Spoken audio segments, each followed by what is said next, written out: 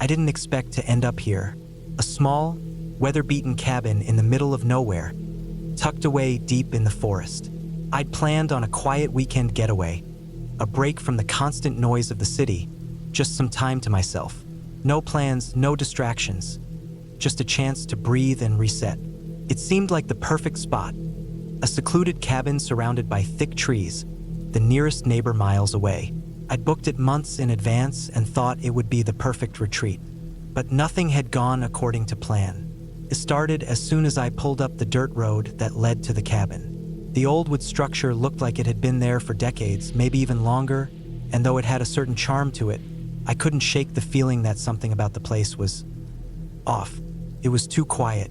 The trees stood still, not even a breeze rustling through the leaves. The cabin itself wasn't much. It had a sagging porch, a broken-down swing hanging from the front, and the windows were covered in a mix of grime and age. The front door looked like it hadn't been opened in years, but the key I was given fit, and it creaked open with a heavy, reluctant groan. Inside, the cabin smelled like stale wood and something a little more pungent, like old, wet towels left to mildew. I didn't mind it, though. It was still better than the smell of exhaust and garbage that followed me everywhere in the city. The interior was simple. A few old chairs, a fireplace with a pile of dried logs beside it, a small kitchen with cracked ceramic plates, and a single bedroom at the back. There was no television, no Wi-Fi, just a single lamp hanging above the kitchen table and the faint smell of dust and old books. I didn't mind. I liked it. The isolation was exactly what I needed. I set my bag down, unpacked a few things, and took a deep breath, letting the quiet settle in around me. The silence was almost overwhelming, but I figured it would grow on me after a while. That first night, I made a small fire in the fireplace and sat with a book I'd brought. But as the night wore on, the silence felt less peaceful. The wood in the fireplace crackled, and the wind outside began to howl, pressing against the walls of the cabin with an eerie force. I could hear the occasional creak of the house as it settled, the floorboards groaning under some invisible weight. But it wasn't just the house settling. It felt like something was moving in the darkness outside. I ignored it at first, telling myself that it was just the wind or some animal passing by. I wasn't used to being so far out in the wilderness, and maybe I was just getting a little paranoid. Still, every time I looked up from my book, the shadows seemed to stretch a little longer, the night outside a little darker. It wasn't until I went to bed that things really started to feel wrong. The room was small and the bed wasn't the most comfortable, but I didn't care. I pulled the blankets up, tried to relax, and closed my eyes. But sleep wouldn't come. Every small noise seemed louder in the stillness of the room. The creak of the wood, the faint rustling of what I assumed was wind outside. And then there was something else. A soft thud, like footsteps. I froze, holding my breath. I hadn't heard anyone approach the cabin. No one had been on the road when I drove up. But I was certain I had heard something. A dull, purposeful thud coming from just beyond the wall of my room. I lay there for a few moments, straining my ears, but the sound didn't come again. Maybe it was just an animal, I thought. A raccoon or a deer, something that didn't know any better. The cabin was old. Animals could easily find their way into the walls or under the floorboards. Still, I couldn't shake the feeling that something wasn't right. I must have finally drifted off to sleep, because the next thing I knew, the sun was peeking through the small gaps in the curtains. I woke with a start, disoriented, and the memories of the strange noises rushed back. I felt uneasy, but I tried to shake it off. The day ahead would be fine. I'd go for a hike, get some fresh air, and clear my head. The next few hours were uneventful, but the unease never left. I went out for a walk, trying to focus on the beauty of the forest around me, the tall trees and the smell of pine, but I couldn't shake the sensation that I was being watched. I found myself glancing over my shoulder, half expecting to see someone lurking just out of view. Of course, there was no one there. Back at the cabin, I decided to take a break and relax. I sat in one of the chairs by the window, looking out at the landscape, trying to breathe in the peace of nature. But as I stared out at the trees, I noticed something strange. At the edge of the woods, near where the trees thinned out into a small clearing, something was moving. I squinted, trying to make sense of it. It wasn't an animal, too big, too deliberate in its movements. Person? No, I was sure of it. But who? There were no other cabins around here, no houses for miles. I should have gone out there, I know that now. But I didn't. I couldn't make myself do it. Instead, I shut the blinds and tried to forget what I had seen. Maybe it was just my mind playing tricks on me, a shadow shifting with the wind. That night, things got worse. I had just finished dinner. Nothing fancy, just a can of soup and some crackers. When I heard it again, the thud. This time it was louder, closer. My heart skipped a beat, and I slowly stood up, listening. There was no denying it now. Something or someone was outside. My mind raced, but I tried to stay calm. I was alone, far from any help, but there was a lock on the door, a bolt, a security chain. I moved quickly to the door, bolted it shut, and then stood there waiting. But nothing happened. The thud was gone, as though whatever had made the noise had moved on. I waited for what felt like hours, but nothing more came. My nerves were on edge, and I wasn't sure whether I was imagining things or if something was actually out there, trying to get in. It wasn't until the following morning that the terror truly set in. When I went outside to get some fresh air, I noticed something that made my blood run cold. The ground around the cabin was disturbed. Footprints, fresh ones. They were large, heavy, and they led from the edge of the woods directly to the cabin. There was no mistaking it. Someone had been here. Panic surged in my chest. I had been too afraid to check the night before, but now I had to. I rushed to the back of the cabin, where I noticed something even worse. The window was broken, a small crack, no bigger than my palm, but enough for someone to reach through and unlock it. The thought hit me like a punch to the stomach. Someone had been inside, and they knew I was here. I didn't know what to do. My mind raced, trying to figure out the next move. I had to get out. I needed to leave, but I couldn't just run into the woods without knowing what was out there. I thought about calling for help, but there was no signal, no cell service out here. I was truly alone. In the end, I made a decision. I packed up whatever I could carry, bolted the door behind me, and made my way through the woods, heading for the road. I walked for hours, my heart pounding the entire time, until I finally came across a passing car. I flagged it down, and the driver took me into the nearest town. Looking back, I can't say for certain who was out there or what they wanted, but the experience changed me. I'll never go back to that cabin, and I'm not sure I'll ever feel comfortable being alone in the woods again. I don't know if I was truly in danger or if I just imagined it all, but I do know this. There was something about that place, something unsettling and real, that I'll never be able to forget. It was the first night of what was supposed to be a peaceful 2-night camping trip. Just me, my tent, and the quiet of the forest. The weather was perfect for camping. Cool but not too cold, with a soft breeze rustling through the trees, making everything feel alive. I had set up camp next to a small creek, its steady babbling providing a kind of soothing soundtrack to the whole experience. I couldn't have asked for a more idyllic setting. I was an experienced camper. I had done this hundreds of times. Set up the tent, start a fire, cook simple meals, sit back and relax under the stars. But this time was different. I couldn't put my finger on it at first, but something felt off. Maybe it was the way the trees seemed to lean in a little closer, the way the shadows stretched out longer than they should. Or maybe it was just me overthinking as usual. Either way, I was determined to enjoy the trip, no matter how it started. The first few hours passed by like a dream. I gathered firewood, set up my tent, and boiled some water for a cup of coffee. The smell of pine and fresh earth was in the air, and the quiet of the forest surrounded me.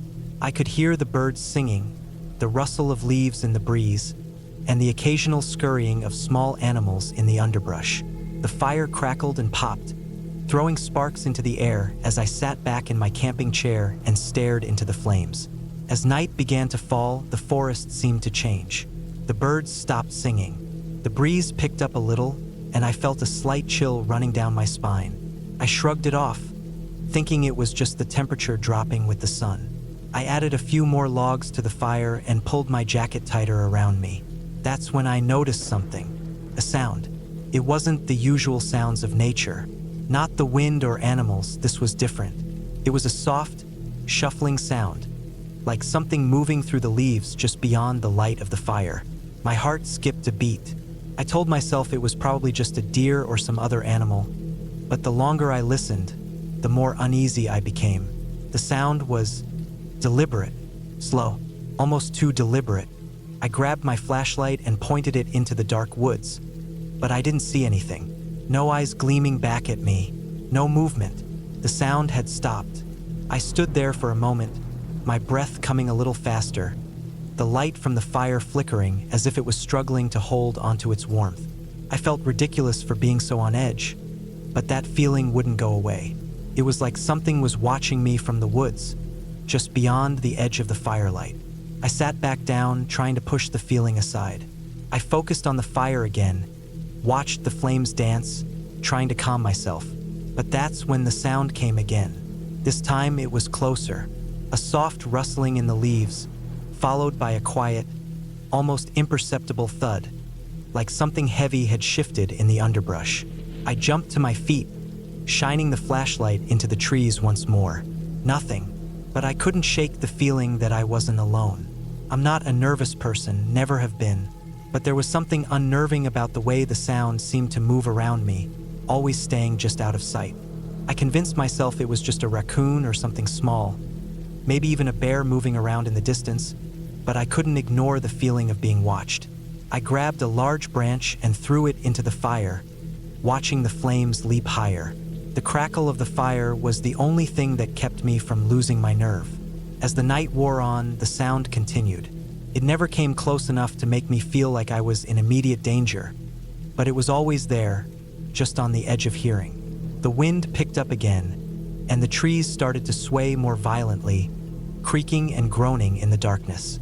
I glanced at my watch. It was almost 11 p.m. I had originally planned to stay up for a while, just enjoying the fire, but I was starting to feel more and more uncomfortable. I decided to turn in for the night. I extinguished the fire, its glowing embers slowly dying out, and climbed into my tent. I zipped it up tight and lay there for a few minutes, listening to the sounds of the forest around me. It was quiet now, too quiet. I waited, trying to let my body relax, but the sensation of being watched was still there, creeping at the edges of my mind. Suddenly, I heard it again. The shuffling, closer this time. It was unmistakable, like someone or something was deliberately moving in the woods, slow and methodical, as if it knew I was there. I froze. My breath caught in my throat, and I sat up in my sleeping bag. I grabbed the flashlight from the small pouch on the side of my tent and clicked it on, directing the beam toward the thin fabric of the tent walls. I waited, staring at the shadows outside, but there was nothing. No movement, no sound, just the wind rustling the leaves. I was starting to doubt myself. I was thinking I was just hearing things, making myself paranoid. Maybe it was the isolation. Maybe I was just tired. But then, something thudded against the side of the tent. I nearly screamed.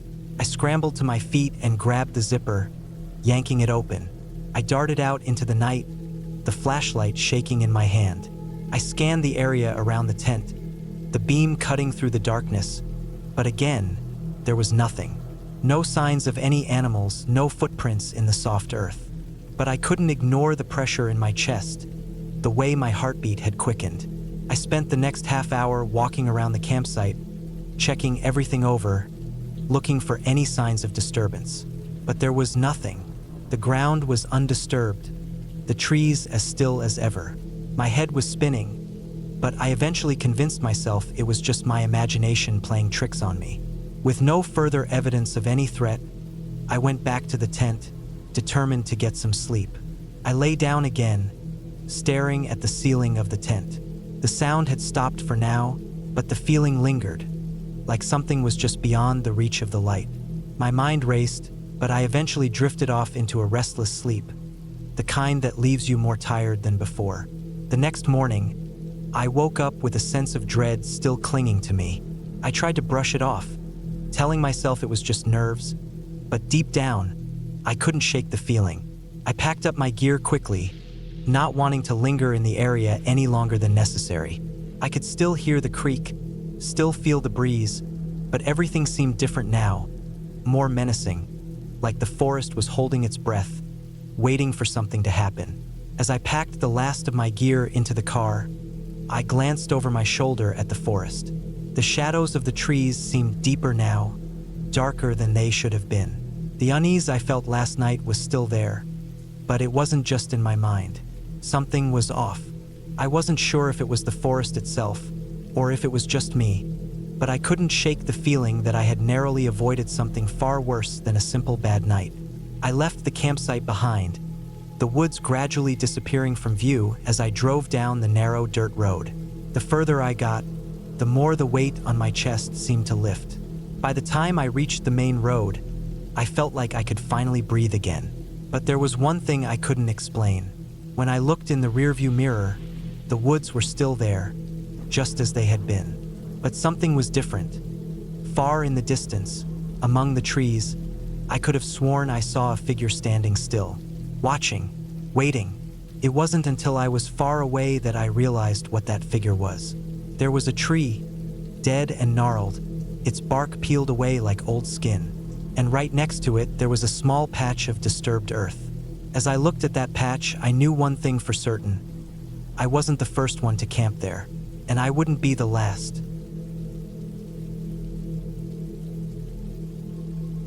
It was just supposed to be a simple weekend getaway. My friends and I had planned it for weeks. A quiet camping trip in the woods, away from the hustle and bustle of the city. We were all set to escape the noise, the stress, and just enjoy nature. We'd packed everything: tents, sleeping bags, food, and all the necessary gear for a couple of days in the wild. None of us were inexperienced campers. We had done this kind of thing before. We knew what to expect, or at least we thought we did. The forest we chose wasn't too far from home, just a few hours' drive. We found a remote spot off a trail, a small clearing where we could pitch our tents. It was perfect.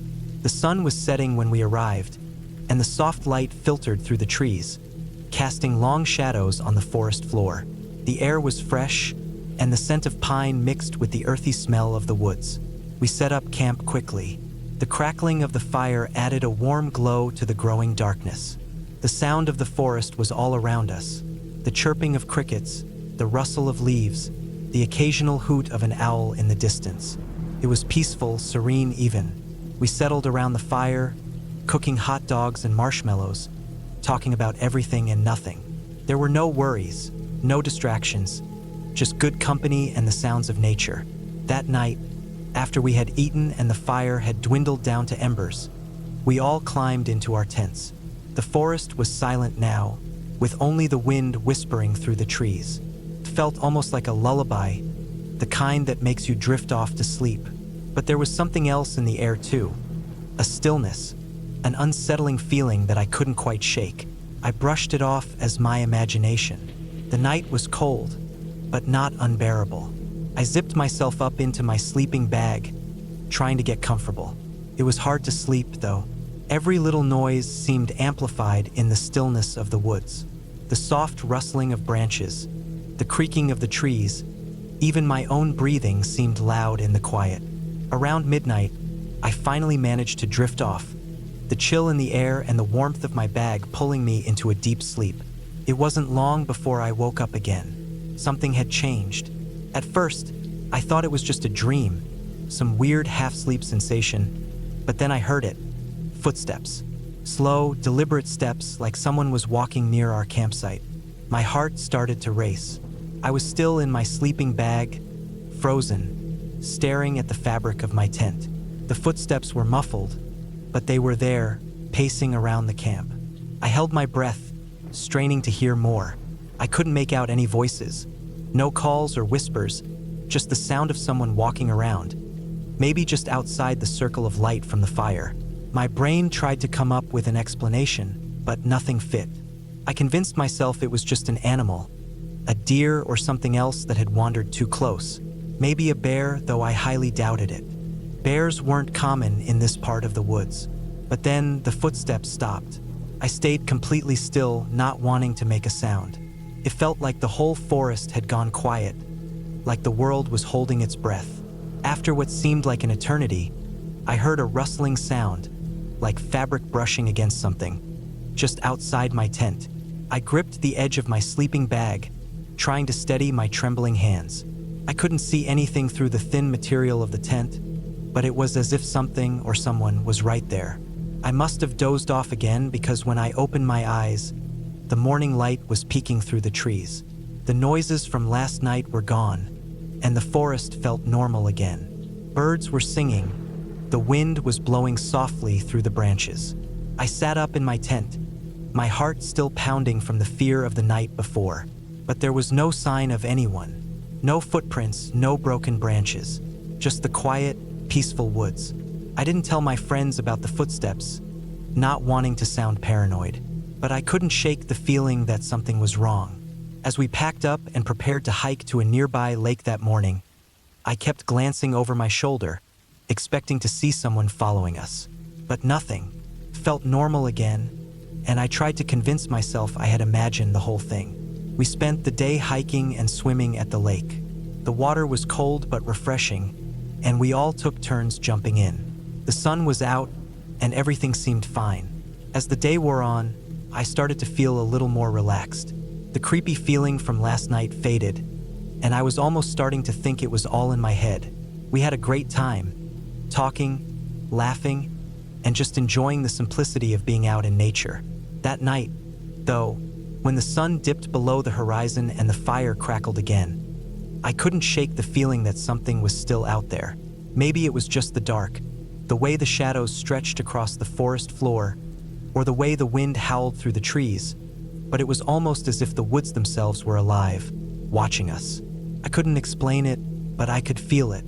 We sat around the fire that night, a little quieter than usual. None of us mentioned it, but we were all uneasy in our own way. The silence was thicker than it should have been. The crackling fire was the only sound that filled the air, and it felt like we were all listening for something, waiting for something to happen. At some point, I went to the edge of the camp to relieve myself. The woods were quiet again, and I thought I'd heard something far off in the distance. I couldn't place it, but it felt like the sound of footsteps again. I rushed back to the campfire, my heart thumping in my chest. I didn't want to be alone out there. I didn't want to be outside the warmth of the firelight, where whatever it was could get too close. The night passed without any more strange occurrences.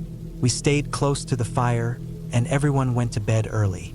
But as I lay there, I couldn't shake the feeling that we weren't alone. There was something out there, something watching. When we packed up to leave the next morning, I noticed something odd. The ground around our campsite had been disturbed. Not much, just a few footprints, but they weren't ours. They were fresh, deep impressions in the earth, leading into the woods, then disappearing into the underbrush. I didn't tell anyone at first. I didn't want to alarm anyone, but I couldn't stop thinking about it. As we made our way back to the car, I felt a strange sense of relief, like I was escaping something, like the woods had been holding us hostage and we were finally breaking free. When we got in the car and started driving back, the unease slowly started to fade. By the time we reached the highway, I felt normal again, the strange events of the weekend slipping away like they'd never happened. But when I got home and unpacked my gear, I found something strange in my bag, something I didn't recognize.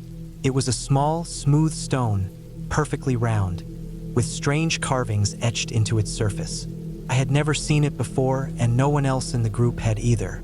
My blood ran cold as I realized that somehow, during that trip, something had followed us. The thought chilled me to the bone. It wasn't just in my head. The forest wasn't done with us. It had left a mark, a reminder, a stone carried from the woods. Maybe I would never know what it meant, but I had learned one thing. Nature is not just peaceful and beautiful. Sometimes, it's a reminder of the things we can't explain, the things that watch and wait hidden in the dark. It started like any other camping trip. My friends and I were always looking for new spots to explore, and when we found this remote area deep in the forest, It felt like the perfect place to get away from everything. We wanted a weekend of peace, no distractions, just us, the woods, and the crackling campfire. We hiked in for a few hours, our packs heavy with gear, but the excitement kept us going. There was something about the quiet of the forest, the thick canopy of trees, and the smell of fresh pine that made you feel a little more alive. It was the kind of place where you could truly disconnect from the world, and that's exactly what we wanted. The trail narrowed as we ventured deeper, and eventually, we reached a small clearing by a stream. It was perfect. We set up our tents, unpacked, and began the usual camp chores: gathering wood, setting up a fire, and getting dinner ready. The sun was starting to dip below the horizon, casting long shadows across the forest floor. The air grew cooler as night settled in. The fire was warm, crackling, and I could hear the distant sounds of wildlife. Something moving in the underbrush, the rustle of leaves, the occasional chirp of insects. The night was alive with sound, but there was also an eerie stillness to it, like the woods were holding their breath. We stayed up late, laughing and telling stories. But as the night wore on, the firelight began to fade, and the forest grew darker. One by one, we crawled into our tents, the warmth of the fire now replaced by the chill of the night air. I woke up around midnight. The wind had picked up, and I could hear the trees creaking, their branches swaying with the gusts. I lay there in the dark, trying to get back to sleep, but something was off. There was a noise, something distant, but unmistakable. It wasn't an animal. It was more like a crackling sound, something shifting or moving through the trees. I strained my ears, trying to place it, but it was hard to tell with the wind howling above. At first, I told myself it was just a branch breaking, or maybe an animal moving through the underbrush. But then it came again, this time louder. I could feel the hairs on the back of my neck stand up. I wasn't alone in the tent. My friends were all asleep, snoring softly, oblivious to whatever was happening outside. But I couldn't shake the feeling that something was wrong. The noise was getting closer now, and it wasn't just one sound, it was a collection of noises. There were heavy footsteps, a dragging sound, and something scraping against the ground, like it was being pulled. I didn't want to wake anyone up. I didn't want to seem paranoid, but I couldn't ignore it. I unzipped the flap of my tent slowly, trying not to make a sound. The wind had picked up, and the forest was alive with the creaking of trees and the whispering of leaves. But among all that noise, there was something else. A presence, something moving through the darkness. I squinted into the blackness, my eyes straining to make out any shape, any figure. Nothing. The clearing was empty, the fire pit cold and still. My heart was pounding in my chest, and I felt a sense of unease that I couldn't explain. I pulled my head back into the tent and zipped it up quickly. I lay there, wide awake, listening to the noises outside. They didn't stop. It was like something was moving around us, circling our camp. I tried to convince myself it was just a bear or some other animal, but I couldn't shake the feeling that it was something different. I heard the footsteps again, louder now, and they were too deliberate, too close together. Whatever it was trying to hide its presence, but it wasn't doing a very good job of it. The wind howled outside, and I tried to calm myself down. It was just the forest, I thought. It's just the wind, just animals. But the noise didn't stop. It felt like the woods themselves were alive, watching us, waiting. By the time the first light of dawn filtered through the trees, I was exhausted. I hadn't slept at all, and my mind was racing. I knew I had to tell my friends, but I didn't want to sound crazy. They'd laugh it off, tell me I was just hearing things. But I knew what I heard. I couldn't shake the image of something moving around our camp, something that wasn't supposed to be there. When the sun finally rose, I stepped out of the tent. The cool morning air hit my face, and I felt a little better. The forest didn't feel as threatening during the day. The birds were chirping, and everything seemed normal again. But as I looked around, I noticed something strange. There were marks in the dirt around our camp. They weren't animal tracks. They were too big, too deep. I crouched down to get a closer look. The marks were jagged, as though something heavy had been dragged across the ground. It wasn't just one set of tracks. There were several, all converging toward our campsite. They were fresh, no more than a few hours old. My heart sank. Whatever it was, it hadn't just been passing through. It had been here, circling our camp, moving around us in the dark. I looked at my friends, still half asleep by the fire. I didn't know how to explain it to them, how to make them understand that something was wrong. As the day went on, I couldn't shake the feeling that we weren't alone. Every snap of a twig, every rustle in the underbrush made me jump. My eyes darted around constantly, searching for any sign of movement. But the forest was quiet now, almost too quiet. It was like it was holding its breath again, waiting. We spent the rest of the day hiking around the area, trying to clear our heads. But no matter where we went, I couldn't shake the feeling that we were being watched. Every time we stopped, I felt the eyes of something on us, hidden in the trees. I wanted to leave, to pack up and head back to the car, but I didn't want to seem paranoid. That night, I couldn't sleep again. I lay in my tent, listening to the sounds of the forest. It wasn't just the wind anymore. I could hear something moving, something deliberately quiet, trying not to be noticed. I held my breath, waiting for it to pass, but it didn't. It got closer. I was about to unzip the tent and check outside when I heard something different, something unmistakable. A low, guttural sound, almost like a growl. My heart raced. It wasn't an animal sound. It was something else, something human. I froze, my mind racing, trying to make sense of what was happening. The growl came again, and then something else. Footsteps, slow and deliberate, moving right outside the tent. I could hear the weight of each step, the crunch of leaves beneath heavy boots. I had no idea what to do. I couldn't leave the tent, not with whatever that was out there.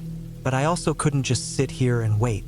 I grabbed my flashlight and shone it through the tent's fabric, hoping to catch a glimpse of whatever was out there. But there was nothing. The footsteps stopped. The growl faded into the wind. For a few long minutes, there was nothing. The woods were silent again. My heart was pounding in my chest, and I could feel the sweat on the back of my neck. I didn't dare move. Then, without warning, the silence was shattered by a loud crash. A tree falling, branches snapping. The ground shook, and the sound of something large moving through the underbrush came from all directions at once. It was chaos. I didn't wait to see what it was. I grabbed my pack, unzipped the tent, and bolted into the woods. I had no plan, no direction, just a desperate need to get away. The forest was disorienting in the dark, the trees closing in around me, but I didn't stop. I ran, heart pounding, adrenaline flooding my veins. I don't know how long I ran. It felt like hours, but when I finally slowed down, I realized I was completely alone. The noise had stopped. The forest was still again, but now it was different. Empty, almost hollow. I stopped, out of breath, and listened. It was quiet now, eerily quiet. I didn't dare move. Every instinct told me to keep running, to keep going, but my body was spent. I couldn't run any further. And then I saw it, a figure in the distance, standing just beyond the tree line. It was tall, with a heavy frame, and it was watching me. Not moving, just watching. For the first time, I felt something cold and heavy settle in my chest. Something primal, like the realization that I was no longer alone in the way I thought I was. But this time, there was no growl, no heavy footsteps. The figure simply turned and disappeared into the darkness. I didn't wait. I ran until I found the trail back to camp. The others were packing up, looking confused but relieved to see me. They hadn't heard anything, didn't know anything had happened, but I wasn't going to stay another night. I wasn't going to risk it. We left the woods at dawn, and I didn't look back.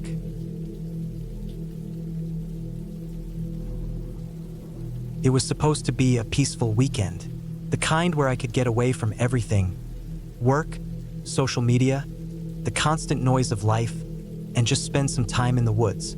I'd booked a campsite in a national forest that I had visited once before, but this time I was alone.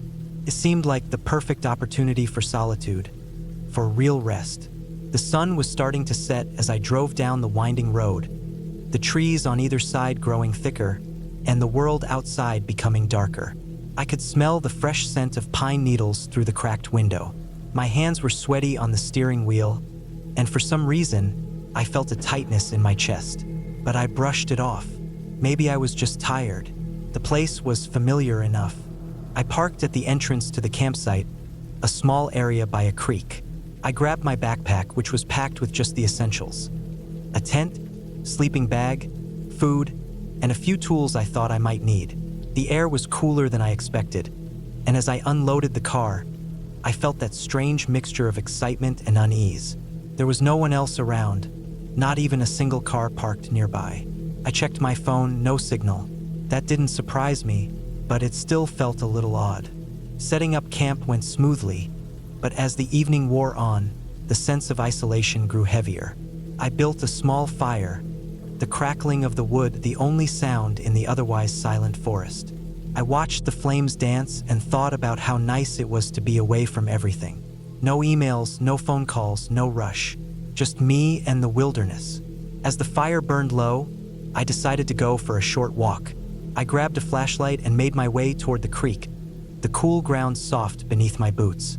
The air had turned cold, and the night was closing in quickly. The sound of the flowing water was calming, but I kept my eyes on the path ahead, my footsteps crunching through the dry leaves. It wasn't long before I noticed something strange. Off in the distance, just beyond the creek, there was a figure. At first, I thought it was a tree or maybe a large rock, but then it moved. I froze, my heart pounding in my chest. The figure wasn't a person, though, at least not in the way I expected.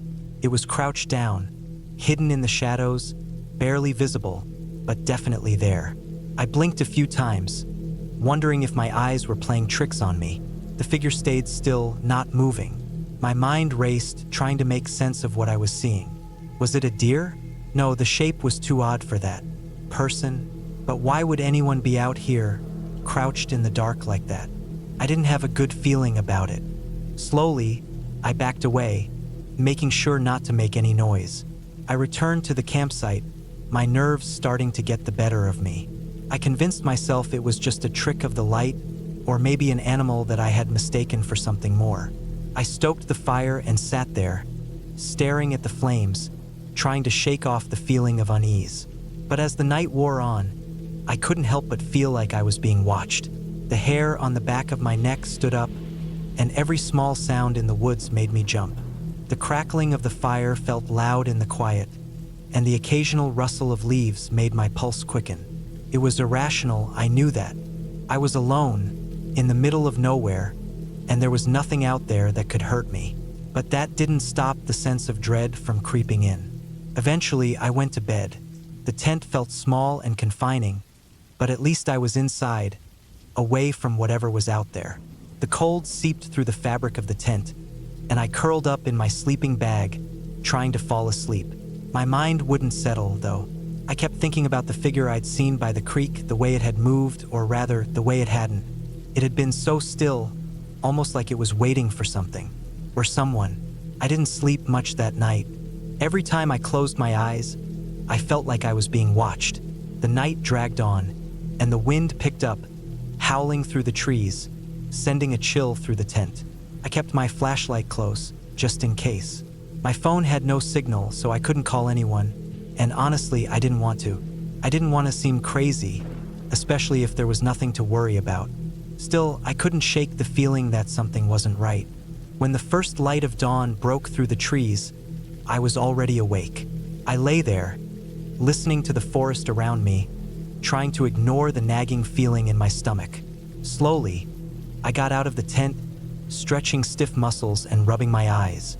The world outside was quiet, too quiet. The birds had yet to start chirping, and there was no sign of the usual morning activity. The only sound was the distant rush of the creek. I decided to pack up early. I wanted to get out of there, back to civilization where I could feel safe again. I quickly broke down the tent, packed everything into the car, and got ready to leave. As I started the engine, I looked around one last time. The campsite was empty, the creek still and calm, but something felt off. It was like the forest was holding its breath, waiting for something to happen. I pulled away from the campsite and made my way back down the road. As I drove, I noticed something strange in the rearview mirror. For a split second, I thought I saw someone standing by the side of the road, but when I turned around to look, the road was empty. No one was there. I tried to push the thought from my mind, but it stuck with me all the way home. The figure by the creek, the feeling of being watched, the eerie silence that had fallen over the forest. All of it gnawed at me. What had I seen that night? Was it real, or was my mind just playing tricks on me? It wasn't until later that afternoon, when I was finally home and unpacking my things, that I found something odd. In the pocket of my jacket was a small, folded piece of paper. I didn't remember putting it there. I opened it, and the handwriting was messy, hurried, like it had been written in a panic. "Get out of the woods. You're not alone." I froze. My blood ran cold, and the room seemed to tilt around me. I didn't recognize the handwriting. My heart hammered in my chest. I hadn't told anyone where I was going. I hadn't spoken to anyone all weekend. How could someone have left this note in my jacket? Suddenly, it all clicked. The figure by the creek, the unease, the strange feeling of being watched. It wasn't just my imagination. Something had been out there, and it had been following me the whole time. I didn't go back to the woods. I didn't tell anyone about the note, but I couldn't shake the feeling that there was more to it, something I had missed. I still think about it sometimes, wondering what exactly happened out there, what I encountered that weekend. Was I really alone, or had I been watched the entire time? The woods are silent again, but I know better now. They're never truly quiet.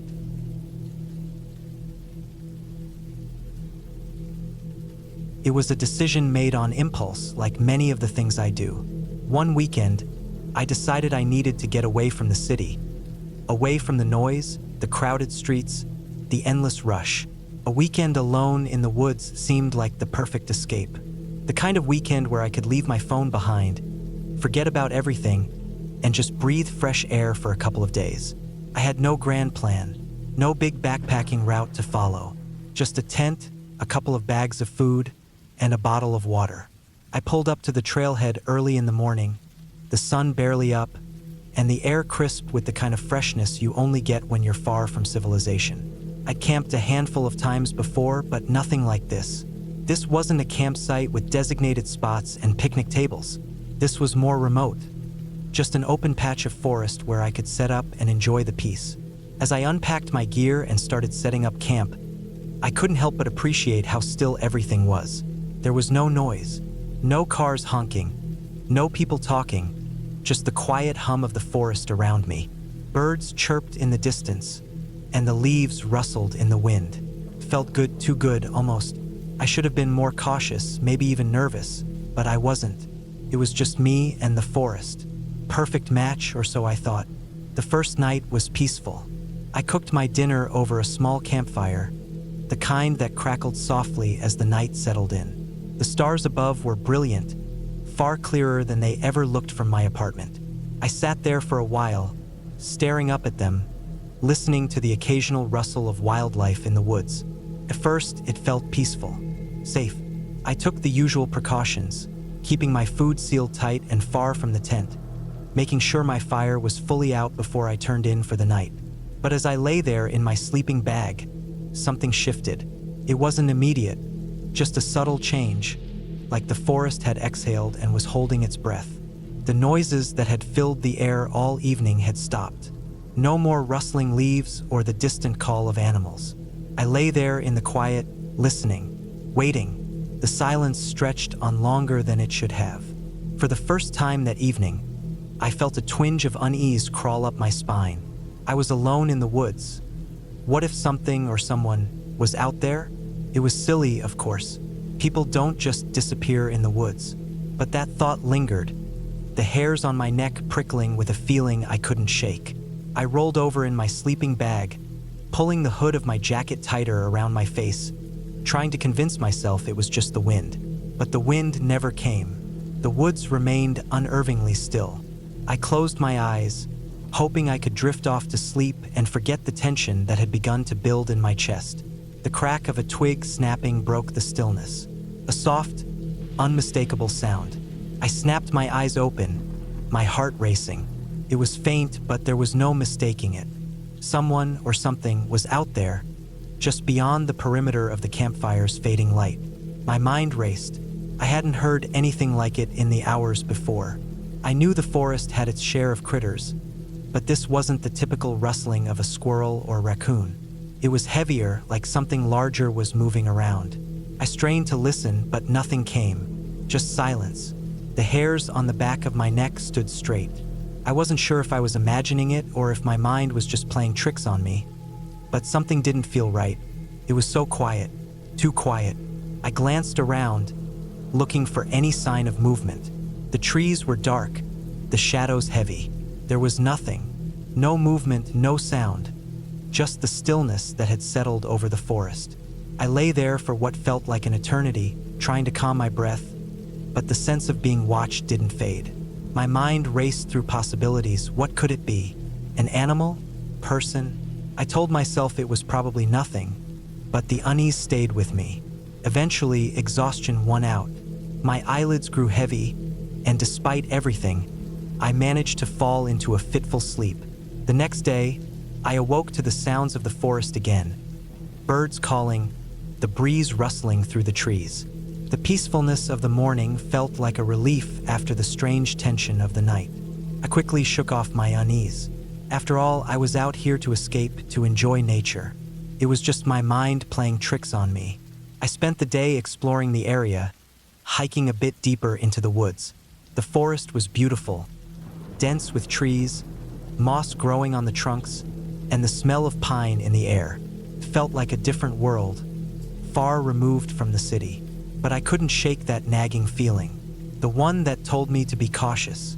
When I returned to my camp in the late afternoon, something was off. I couldn't immediately put my finger on it, but the air felt thick, heavier. I stopped in my tracks, scanning my surroundings. The trees around me stood silent. The spot where I had left my backpack was now empty. My heart skipped a beat as I moved closer to my tent, where my gear was supposed to be. That's when I noticed it.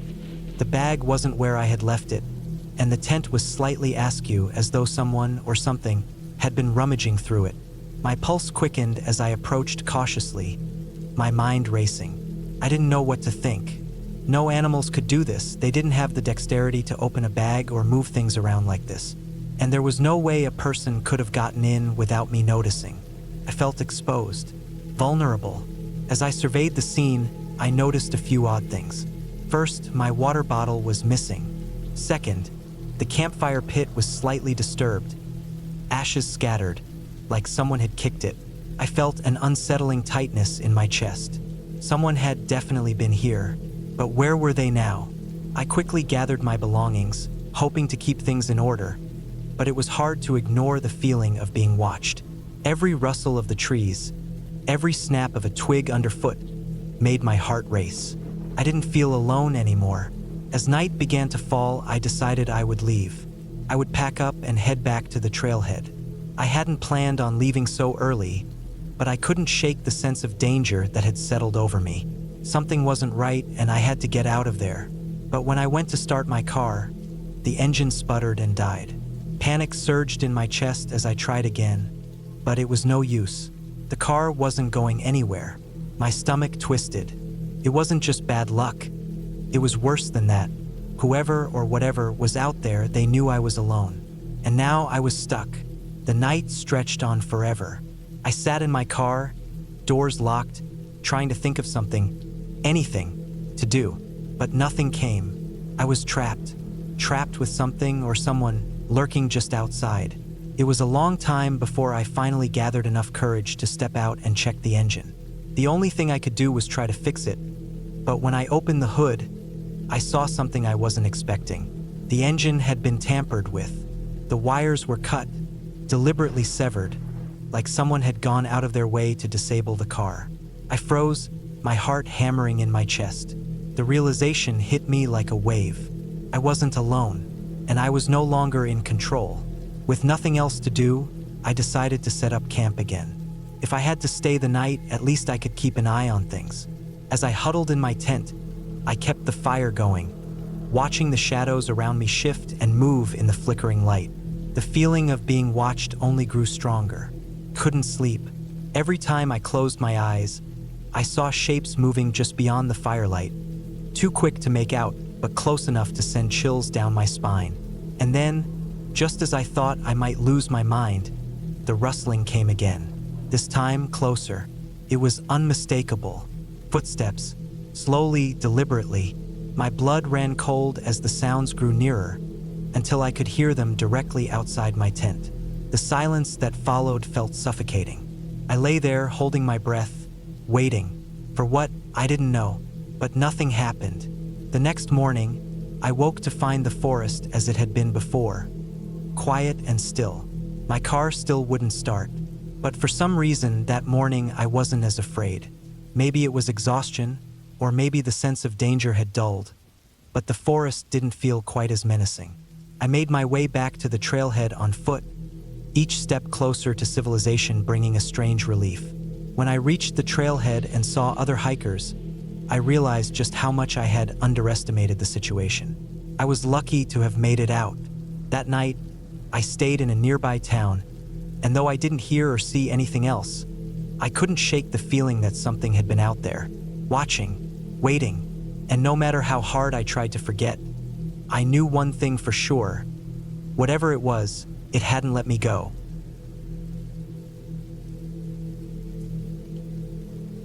I had never been a fan of camping, but when my friends suggested it, I didn't want to seem like a buzzkill.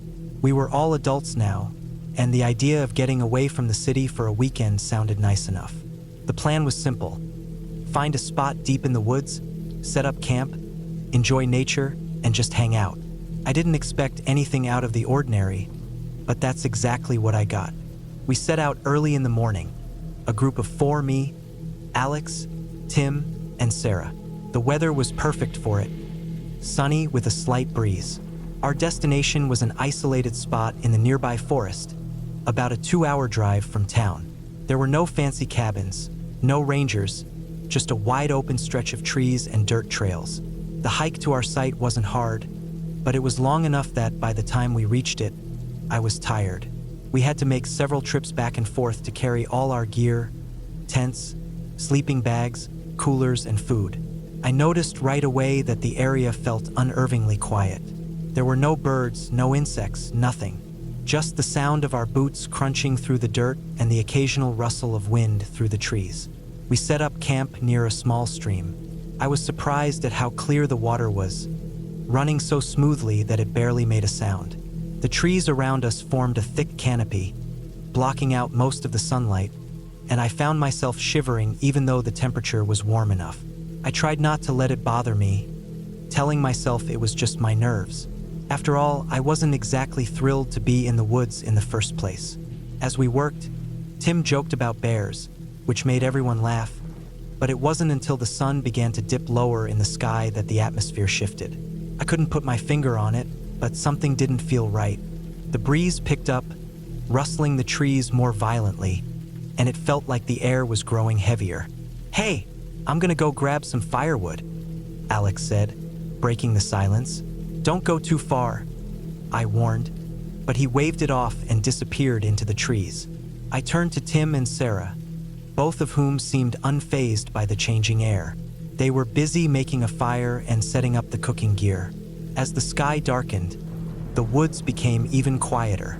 By the time Alex hadn't returned after an hour, I started to feel uneasy. It was odd for him to be gone so long, especially since he hadn't even brought an axe to chop wood. I looked at Tim, who was poking the fire with a stick. "Shouldn't he be back by now?" Tim shrugged. "He's probably just messing around. You know, Alex." But I wasn't convinced. Something wasn't right. I stood up, brushing the dirt off my pants. "I'm going to look for him." "All right, but don't be gone too long," Tim called after me. I grabbed a flashlight and started walking in the direction Alex had gone. The further I went, the stranger it felt. The trees seemed to close in around me, and the faint sound of the stream behind me began to fade. My flashlight flickered, casting odd shadows across the forest floor. I told myself to stay calm, but my heart rate was speeding up. It was too dark now to see clearly, and the sounds of the woods had all but disappeared. I thought I heard something, a snap of a twig behind me, But when I turned around, there was nothing. The only thing I could hear was the pounding of my own heart. After another 10 minutes of searching, I started to feel frustrated. Where was he? He couldn't have gone this far off the trail. I was about to turn around and head back to camp when I heard something. A low, guttural sound, like something heavy being dragged across the ground. It didn't sound like a bear, but it was something, and it made the hairs on the back of my neck stand up. I slowly crept toward the sound. The flashlight beam danced nervously over the ground in front of me as I moved deeper into the trees. I didn't know what I was expecting to find, but it certainly wasn't what I did. There, in a small clearing, was Alex. His back was to me, but he was standing unnaturally still, as though frozen. His clothes were torn, and his face was smeared with dirt and something else. Something dark. He was staring ahead, not moving a muscle. "Alex!" I called softly. His head jerked toward me, and for a split second, I thought I saw fear in his eyes. But then he blinked, and it was gone. His expression was blank, almost vacant. I took a step closer, hesitant. "What happened to you?" But Alex didn't respond. He just stood there, swaying slightly, like he was about to collapse. I felt my stomach churn, and I instinctively reached for him. But as soon as I did, he suddenly lurched forward, as if snapped back into reality. "What the hell?" he muttered, stumbling backward. His eyes were wide, and he seemed disoriented, like he hadn't even noticed me standing there until I spoke. "Are you okay?" I asked, trying to keep my voice steady, but the panic in my chest was growing. He nodded slowly, but there was a strange look on his face. "Yeah, I just got lost. Took me longer than I thought to get the wood." I frowned. That didn't explain the state he was in. I could see now that his hands were covered in cuts and dirt, and his breath was shallow, like he had been running or fighting something. "Let's get back to camp," I said firmly, not wanting to press him for more answers yet. Something about the way he was acting wasn't right, and the sooner we got back to the others, the better. We turned and walked back in silence, the tension between us thick. When we reached camp, Tim and Sarah were sitting by the fire, but they didn't seem to notice Alex's strange state. "You okay, man?" Tim asked, looking up. "Yeah," Alex muttered, sitting down. I don't know. Lost track of time."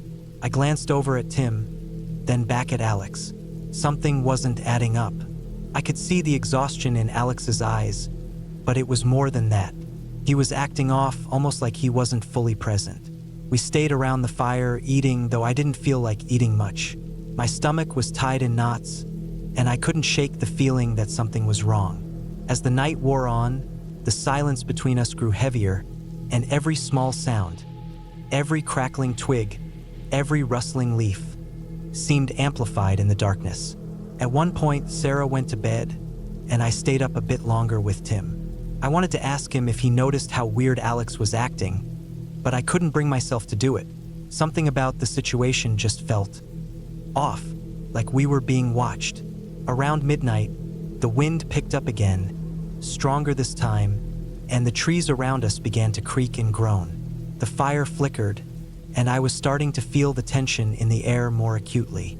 I glanced at Alex, who was now sitting silently by the fire, staring into it. His eyes looked empty. "I'm gonna hit the sack," Tim muttered, standing up. He walked toward his tent, and I followed suit, crawling into my sleeping bag.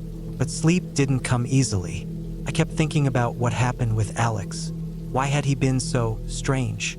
Then, just as I started to drift off, I heard it, a faint sound, like a rustle, but louder than anything I'd heard all night. I shot upright, heart pounding. I strained to listen, but the night had grown so quiet again. It was like everything had stopped.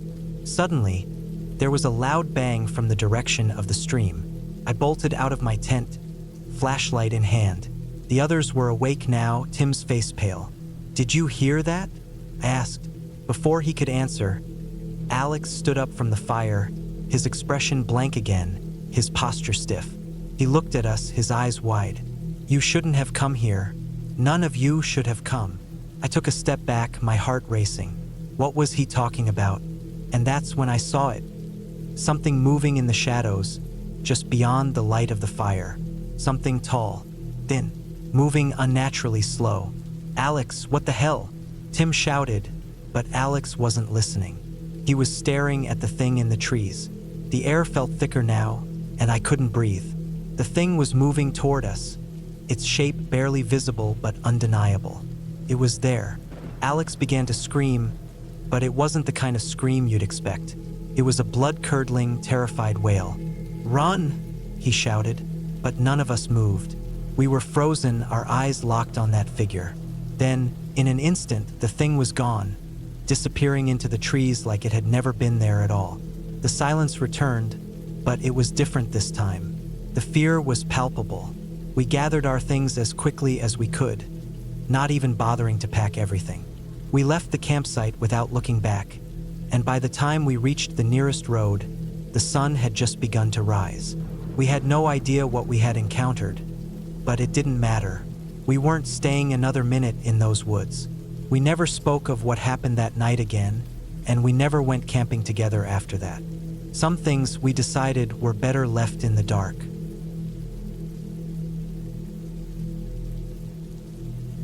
I remember the night I truly understood what fear was. It wasn't the kind of fear that comes from ghost stories or horror movies. It was the kind that claws into your chest and won't let go, the kind that makes you question everything you thought you knew about the world. It started as a regular camping trip.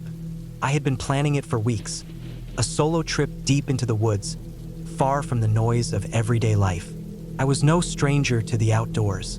I had grown up hiking and camping with my dad, and I knew how to handle myself in the wild. I wasn't reckless. I packed all the essentials: extra food, a sturdy tent, a reliable knife, a well-stocked first aid kit. The drive took most of the afternoon. The dirt road leading into the forest was rough, my truck bouncing over deep ruts and loose rocks. Eventually, I reached the clearing where I planned to set up camp, a small flat area beside a slow-moving river. The trees were thick around the edges, their branches forming a canopy overhead that let in just enough sunlight to make everything glow in shades of green. It was peaceful. I set up my tent, unpacked my gear, and collected some firewood.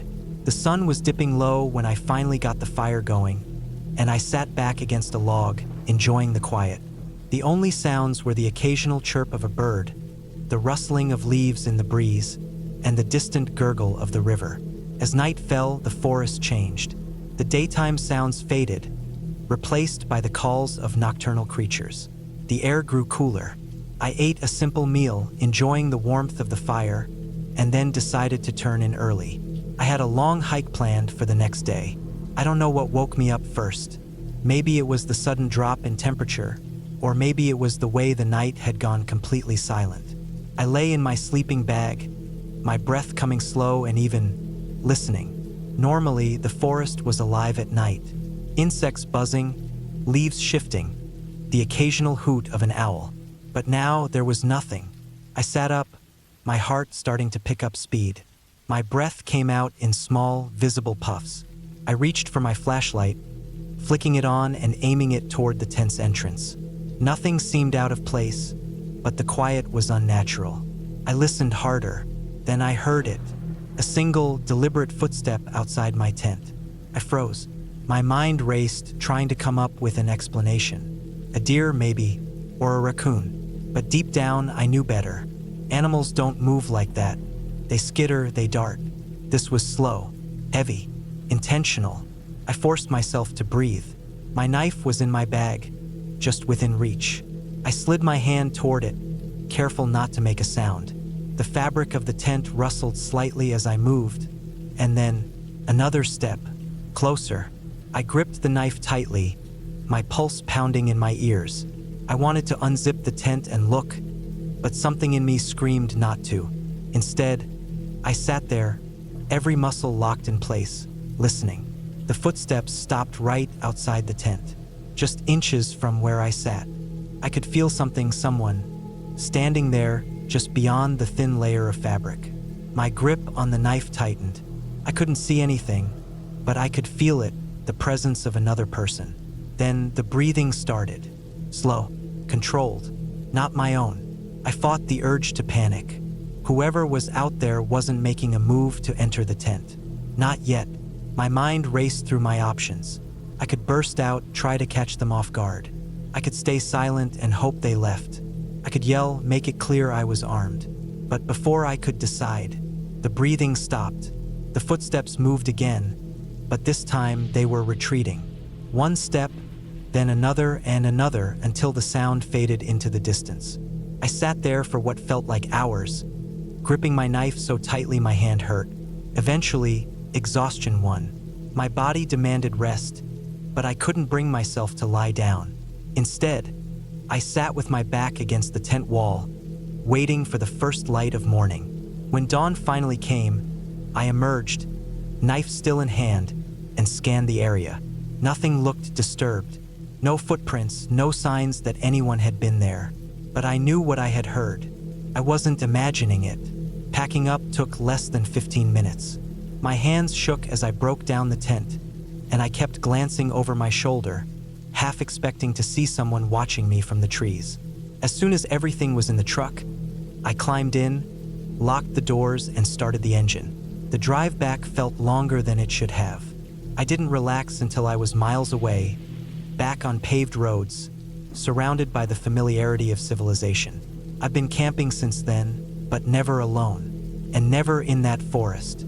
Somewhere out there, someone was watching me that night, and I don't think they ever intended to just watch.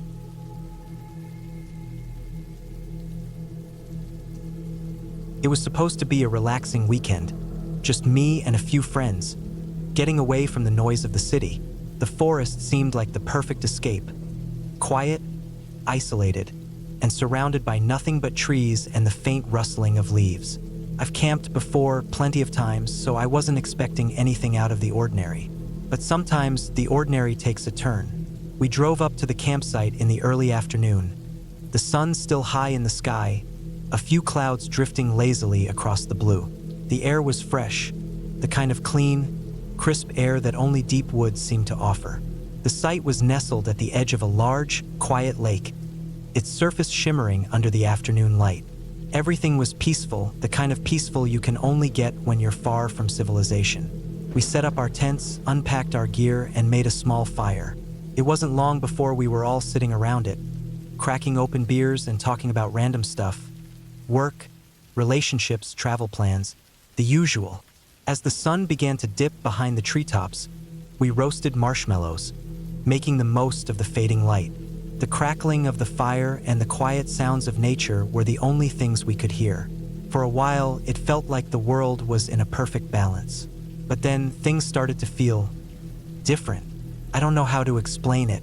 It was just this odd sensation, like the air around us was heavier, thicker.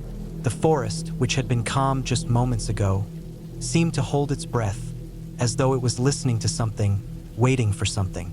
I looked at my friends, all of them looking around, suddenly quiet, but no one said anything. We brushed it off. Maybe it was just the usual nervousness that comes with being so far from home. Maybe we were just too tired from the long drive. But as night fully settled in, the air turned cooler, and the fire cast long, flickering shadows across the clearing. That's when I noticed it. At the edge of the forest, just beyond the trees, something was moving. It was subtle at first, just a shadow shifting behind the trunks. I figured it was an animal, maybe a deer or something similar, but as I stared harder, I realized it wasn't any animal I'd ever seen. It was too big, too deliberate. There were no telltale signs of hooves or paws, just the strange, shifting motion. My heart rate picked up. I wasn't the only one who noticed.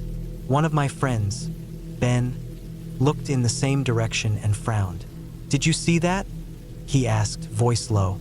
We all sat up a little straighter, watching the movement grow more pronounced. The shape, whatever it was, didn't move like an animal. It wasn't the fluid, easy motion of a creature gliding through the forest.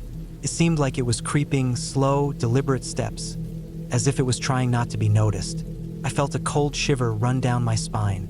"Maybe it's a bear," another friend, Sarah, suggested, though her voice didn't sound very convincing. It wasn't the right time for bears, though. We were well aware of that. The sound of something snapping twigs near the trees made us all jump. We stared into the dark, but no one moved, no one spoke. The fire crackled and popped, but in the silence of the woods, it felt like it was the only sound in the world. Then came the most unsettling thing of all. It wasn't the shadow moving in the trees or the uneasy feeling that had crept over us. It was the noise, a rustling, like someone walking through the underbrush, but it wasn't the soft shuffle of leaves. It was sharp, disturbing, like something large, something heavy, was dragging itself through the bushes. Whatever it wasn't walking, it was dragging itself. That's when I realized that whatever was out there wasn't trying to hide. It knew we were here, and it was getting closer.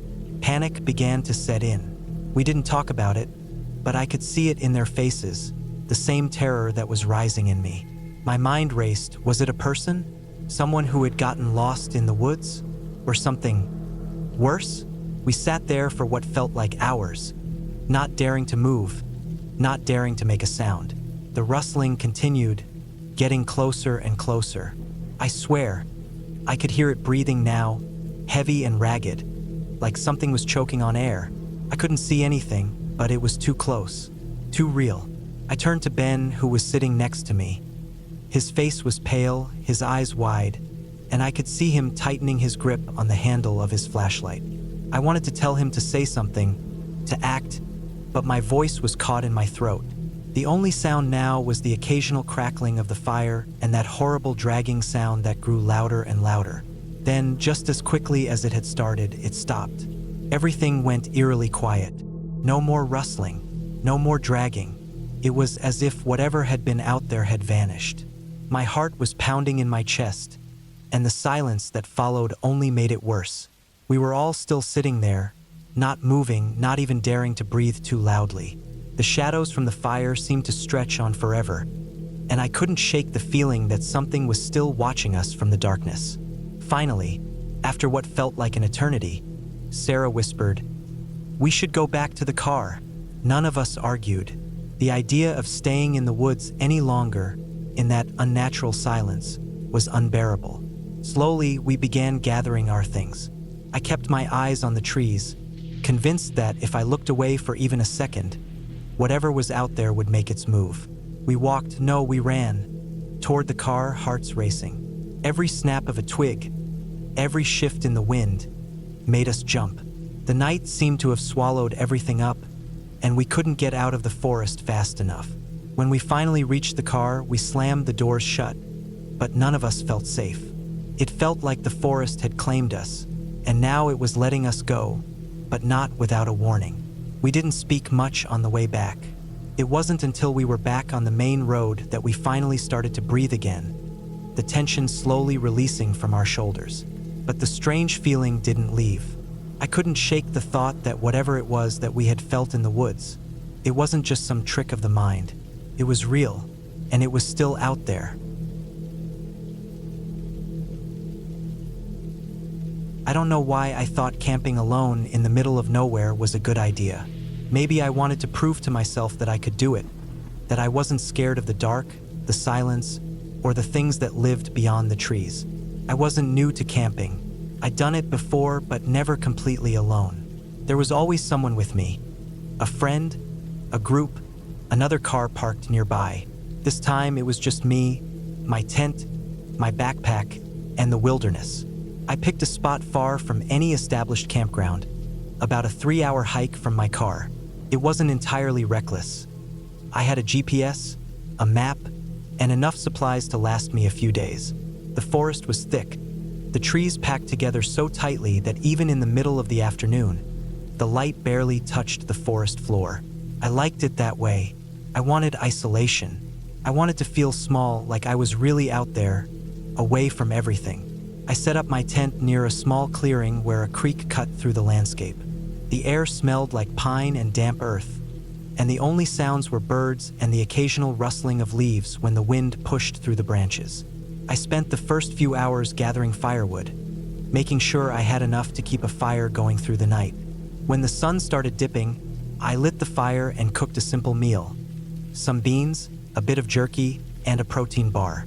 As I ate, I stared into the flames, listening to the crackling wood and the distant sound of water flowing over rocks. It wasn't until the fire started to die down that I noticed something. The forest had gone completely silent. No birds, no insects, no wind, just the soft popping of embers in the fire pit. I tried to ignore it, telling myself it was nothing. Maybe the wildlife had settled for the night, just as I was about to. But something about the silence felt heavy, unnatural. I climbed into my tent, zipped it shut, and lay there in my sleeping bag, listening.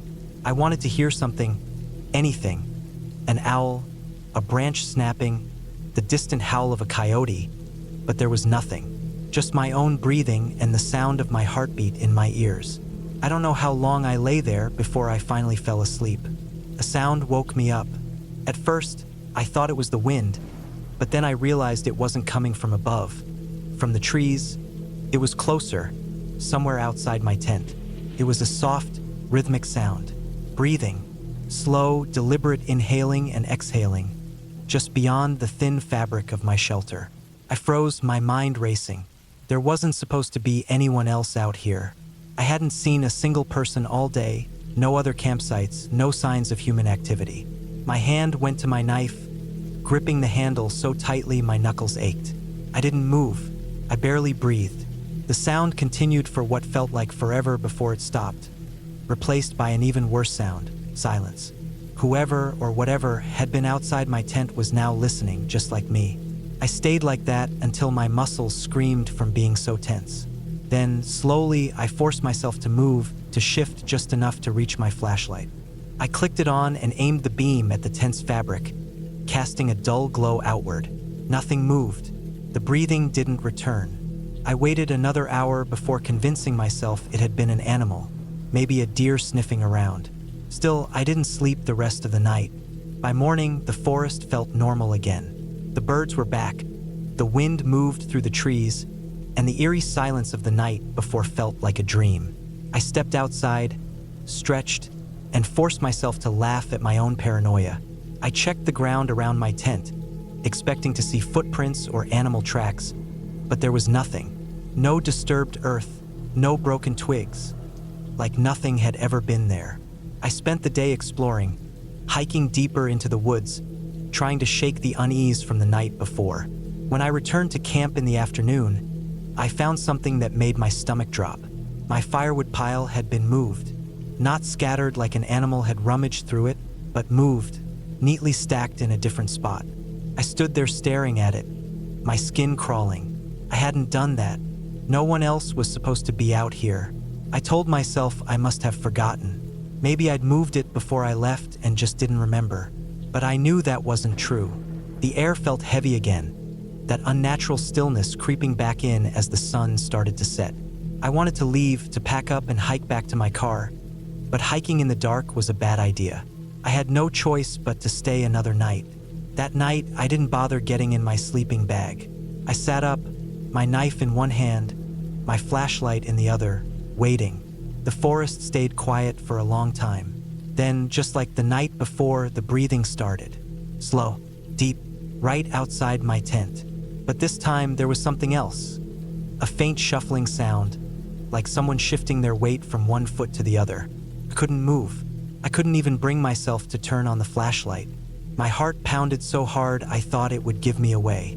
Then, just as suddenly as it started, the breathing stopped. The shuffling faded. I stayed awake until the first light of morning pushed through the trees. The moment the sun was up, I packed everything as fast as I could. I didn't bother eating. I didn't bother making sure my tent was folded neatly. I just shoved everything into my pack and started hiking. I moved fast, almost running, ignoring the ache in my legs and the weight of my gear. I just wanted to be out of the woods. I reached my car in record time, panting, drenched in sweat. I threw my pack into the back seat, jumped in, and locked the doors. My hands were shaking as I started the engine. Just as I was about to pull away, I glanced at the edge of the tree line. There, standing half hidden behind a tree, was a person. Tall, motionless, watching me. I couldn't see their face, just the outline of their body. The way they stood so still, like they had been waiting for me to turn around. I slammed my foot on the gas, my tires kicking up dirt as I sped away. I didn't stop until I was miles down the road, safe in civilization, surrounded by cars and buildings and people. I don't go camping alone anymore.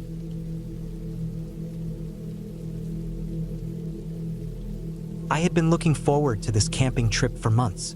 Work had been exhausting, and I needed a break from the constant buzz of the city. The plan was simple: drive out to a remote campsite deep in the woods, spend a few days alone with nature, and come back feeling refreshed. I had always preferred solo trips. Something about being alone in the wilderness made me feel more alive.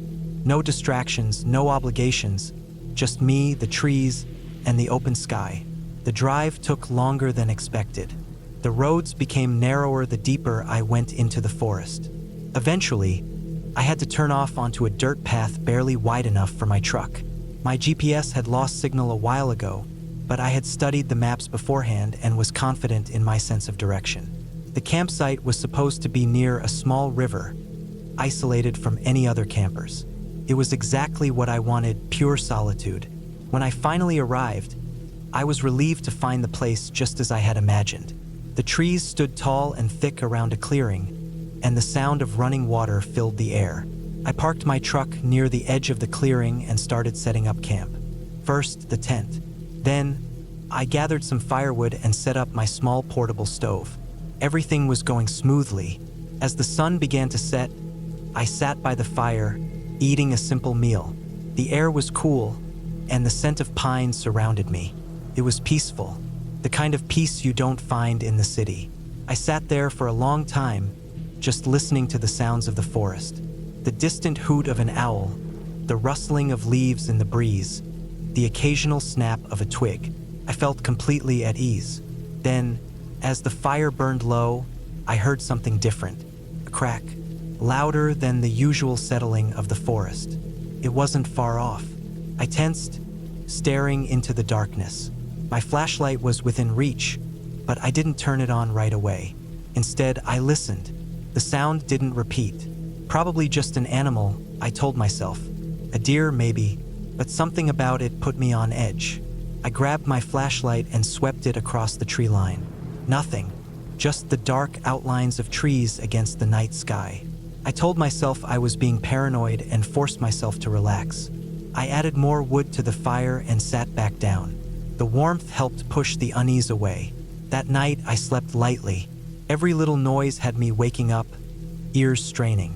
At some point, I must have dozed off completely because I was startled awake by a sound that was far too close. Footsteps. Not the quick, darting movements of an animal, but slow, deliberate steps. My heart pounded in my chest. I reached for my knife, gripping it tightly as I listened. Then silence. I held my breath, waiting, but the sound didn't come again. I stayed awake for hours, staring at the tent fabric, waiting for something, anything to happen. Eventually, exhaustion won over fear, and I drifted off. The next morning, I stepped out of my tent and scanned the area. Everything seemed normal.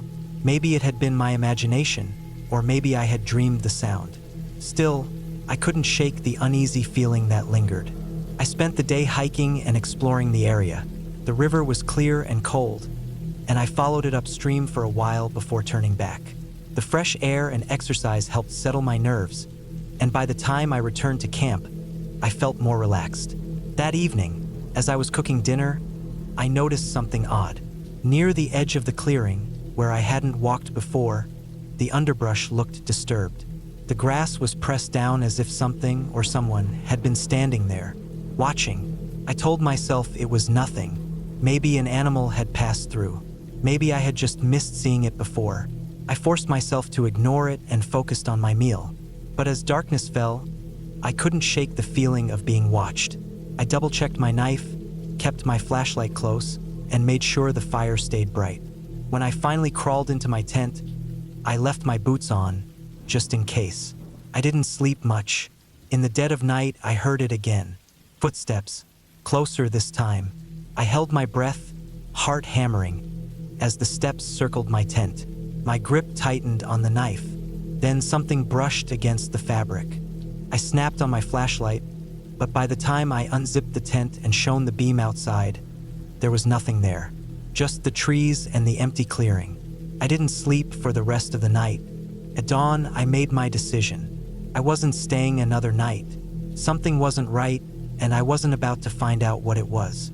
I packed up my gear as quickly as I could, my hands moving faster than my tired mind could process. Then I saw them. Footprints. They weren't mine, and they weren't from an animal. The prints were human, circling my tent, leading from the tree line and back into it. My stomach turned cold. Someone had been watching me. Someone had been standing right outside my tent in the middle of the night. I threw everything into the back of my truck and got the hell out of there. The drive back felt endless. My hands were tight on the wheel, my eyes flicking to the rearview mirror every few minutes. I didn't relax until I hit the highway, the open road stretching out before me, civilization in the distance. I don't know who was out there. I don't know what they wanted, and I don't want to find out. That was the last time I ever went camping alone. The day I decided to go camping by myself was supposed to be a quiet retreat from the noise of everyday life. I had planned it for weeks, looking forward to escaping the constant buzz of the city. I was looking for peace, some time alone to reflect, to think, and maybe to figure out some of the mess in my life. I wasn't expecting anything unusual, just some time in nature, away from the chaos. I packed my gear: a sturdy tent, a sleeping bag, a camping stove, food, and enough water to last me for a couple of days. I left early in the morning, eager to get to the campsite. The drive out to the wilderness was long, the kind of drive where the roads stretch on, and the world around you seems to disappear. As I passed the last small town, I felt a sense of liberation. I was out of reach of everything. The open road was all I had, and the feeling was good. I arrived at the trailhead around noon. The air was crisp, the sky a bright blue with only a few puffy clouds scattered across. The trail was quiet. A few other cars were parked along the road, but there weren't many people around. I liked it that way. I grabbed my backpack and started walking into the woods. The hike was about an hour to the campsite I had picked out. It was located near a small stream, surrounded by trees and not too far from a ridge that gave a nice view of the valley below. I'd done my research, read reviews from others who had camped there before, and everything seemed perfect. Nothing too remote, but still far enough to feel like I was truly out in the wild. Setting up my tent was quick, and once I was done, I went to gather some firewood. The sun was starting to dip behind the trees, and the shadows grew longer. It wasn't dark yet, but the quiet was already starting to set in, and I couldn't help but notice how still everything was. There were no birds calling, no squirrels chattering, not even a breeze rustling the leaves. It was unnervingly silent. I brushed it off, though. I'd been hiking for a while, and my body was aching, so I focused on making sure the fire was ready to go for when the evening chill set in. As night began to fall, I started the fire and sat by it, watching the flames dance. The crackling of the wood was the only sound, and for a while it was calming. I heated up a can of chili I had brought and ate slowly, savoring the warmth. Afterward, I leaned back against a tree and looked up at the stars. There was no light pollution out here, and the night sky was breathtaking. I found myself getting lost in the constellations. Then that's when I first heard it. At first, it was just a faint sound in the distance, like a twig snapping. I froze, my body going rigid. Could have been an animal, I thought. Probably a deer or something. But then there was another sound, closer this time, like footsteps on the forest floor. I tried to dismiss it. There were other campers around. It could have been someone else out for a walk. But the longer I listened, the more I felt the unease creeping in. The footsteps were getting closer, and I could hear the faint rustling of leaves. I stood up, heart hammering in my chest. I looked around the camp, the firelight flickering and casting long shadows. There was no one in sight. I wasn't sure if it was the dark or the isolation that was making me paranoid, but I couldn't shake the feeling that something was wrong. I grabbed the flashlight from my backpack and shone it around the campsite. The beam of light pierced the darkness, but there was nothing. I took a deep breath, trying to calm myself. It was probably nothing. But then the footsteps came again. This time they were closer, unmistakable. Someone was out there. I felt the hairs on the back of my neck stand up.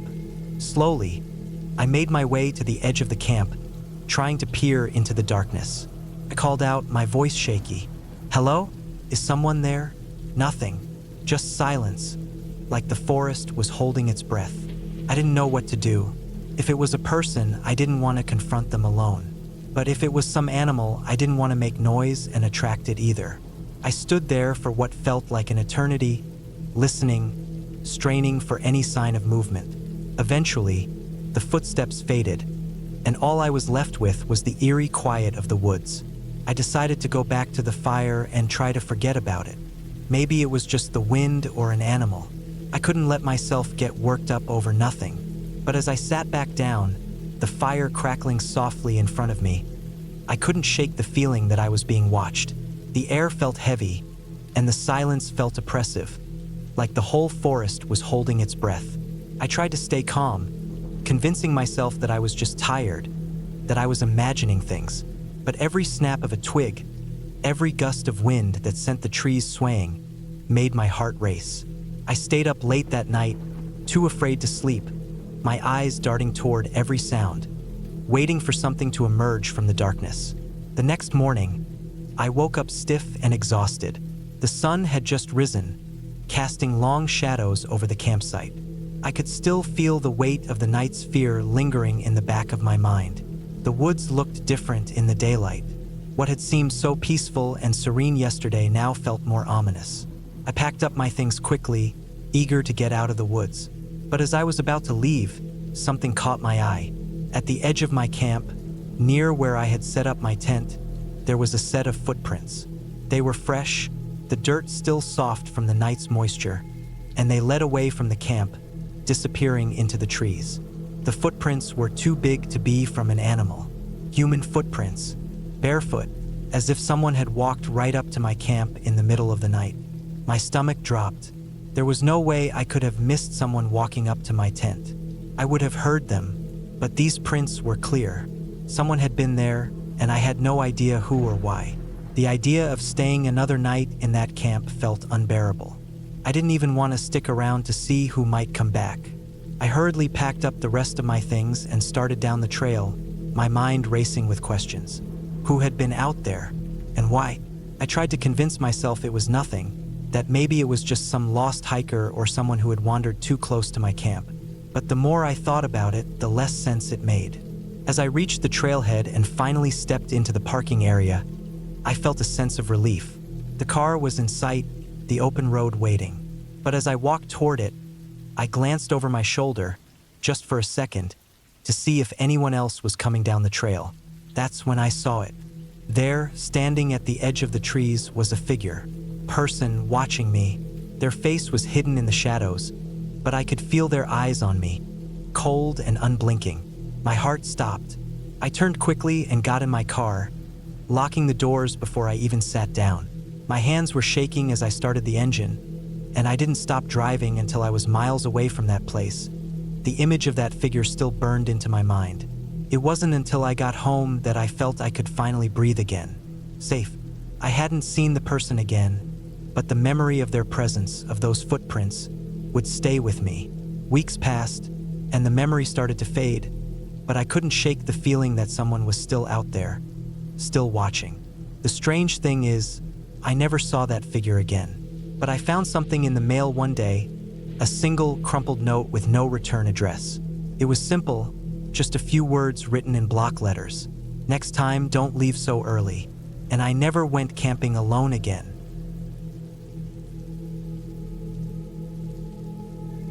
I've always loved camping. The quiet of the woods, the crisp night air, the way the trees sway like they're whispering secrets to each other. It was something I did often, sometimes alone, sometimes with friends. This time, it was just me. I wanted some solitude, a break from the noise of my daily life. I picked a spot deep in the national forest, away from the usual campgrounds. No cell service, no distractions. Just me, my tent, and the wilderness. I parked my truck at the edge of a dirt path, threw my pack over my shoulders, and started walking. The forest was dense, the canopy thick overhead, letting only slivers of sunlight through. I followed a game trail for about an hour before finding a small clearing near a slow-moving creek. It was perfect. Setting up camp was routine. I pitched my tent, gathered firewood, and made sure my food was stored properly to keep animals away. The air smelled of damp earth and pine, and the only sounds were the rustling leaves and the occasional chirp of a distant bird. As the sun dipped below the horizon, I got a fire going and cooked a simple meal: beans and some jerky. Night came fast in the woods. The fire flickered, casting shadows that danced on the surrounding trees. The silence was different at night, heavier, like the woods were watching. I wasn't scared, though. I'd done this 100 times before. I crawled into my tent, zipped up my sleeping bag, and listened to the sounds of the forest. The wind rustled the leaves, a small animal scurried through the underbrush, and the creek trickled softly nearby. Sleep came easy. Then, in the dead of night, I woke up. Something wasn't right. At first, I didn't move, just listened. The fire had burned down to embers, leaving only a faint orange glow. The forest was still, too still. Then I heard it. Footsteps. Slow, deliberate. Not an animal. An animal moves with caution, pausing, sniffing, adjusting. These were human steps, steady, with purpose. I stayed completely still, my heart hammering in my chest. My tent was zipped up, but I could hear the footsteps circling my campsite. Crunch. Pause. Crunch. Whoever it was, they weren't trying to be quiet. I reached slowly for my knife, gripping it tight. My gun was in my truck, too far away to be useful now. I kept listening, barely breathing. The footsteps stopped. Silence stretched out, the kind that makes your skin crawl. I stayed like that for what felt like an eternity. Then, after minutes that felt like hours, I heard the steps retreating, fading into the woods. I didn't move, not for a long time. Eventually, exhaustion took over, and I dozed off, gripping my knife in my sleeping bag. Morning came slow. Sunlight trickled through the trees, and the world seemed normal again. I climbed out of my tent, stretched, and tried to shake off the unease from the night before. Maybe it had been another camper passing through, someone lost or looking for a spot. Maybe. I checked around the campsite. Nothing was disturbed.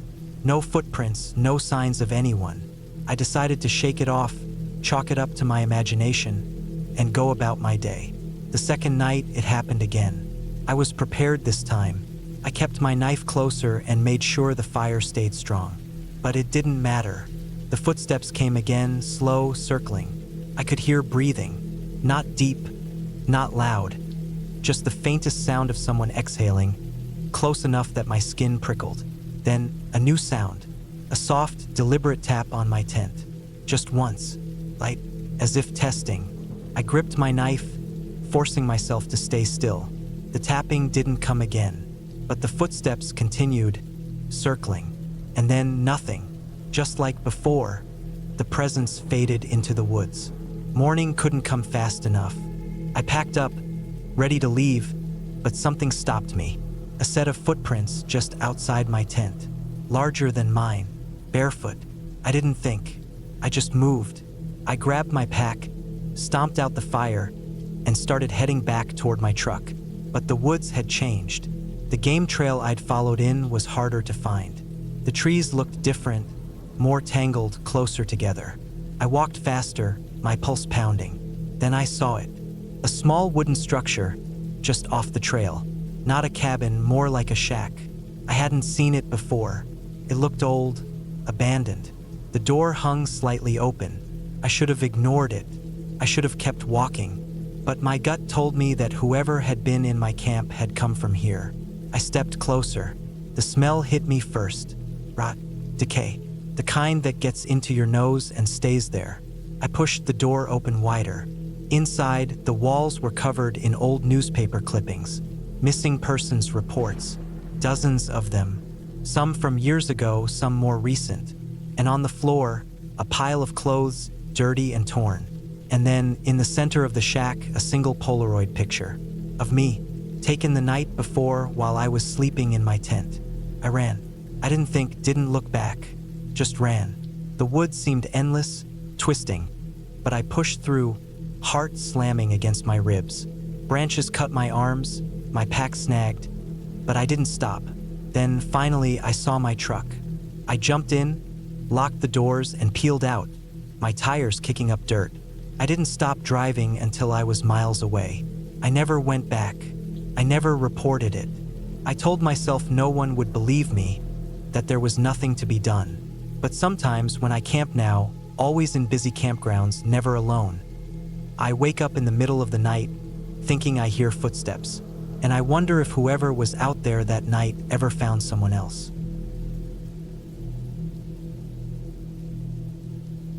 I still think about that night whenever I'm alone in the woods. The way the air felt too still, the way the silence stretched too long, the way something unseen moved just beyond the reach of my flashlight. I tell myself it was nothing, but deep down, I know that's a lie. It started as a simple weekend trip. Just me, my pack, and the deep woods. I wanted to escape the world for a while, to clear my head and test myself against nature. I picked a spot far from any trails, deep in a forest where the trees grew thick and the underbrush tangled like a net. No distractions, no people, just me and the wild. The first day was perfect. I hiked until my legs burned, set up camp near a small stream, and cooked my food over a crackling fire. The sun sank behind the trees, and the night took over, filling the world with the sound of insects and the distant hoot of an owl. It was peaceful, the kind of quiet I had been craving for months. But then, sometime past midnight, I woke up. I didn't know why at first. My fire had burned down to embers, and my tent was completely zipped up. The night outside was black, the kind of darkness that made you feel like you were the only person left in the world. I listened, heart pounding, but heard nothing at first, just the normal sounds of the forest. Then I realized the insects had gone silent. That was the first sign. The absence of sound is its own kind of noise, and it pressed in on me like a weight. I lay still, barely breathing, listening for something, anything, and then I heard it. Footsteps, not the heavy crunch of a bear or the skittering of small animals. These were slow, deliberate, spaced too evenly apart to be anything but human. They came from somewhere behind my tent, moving through the trees. I held my breath, my mind racing.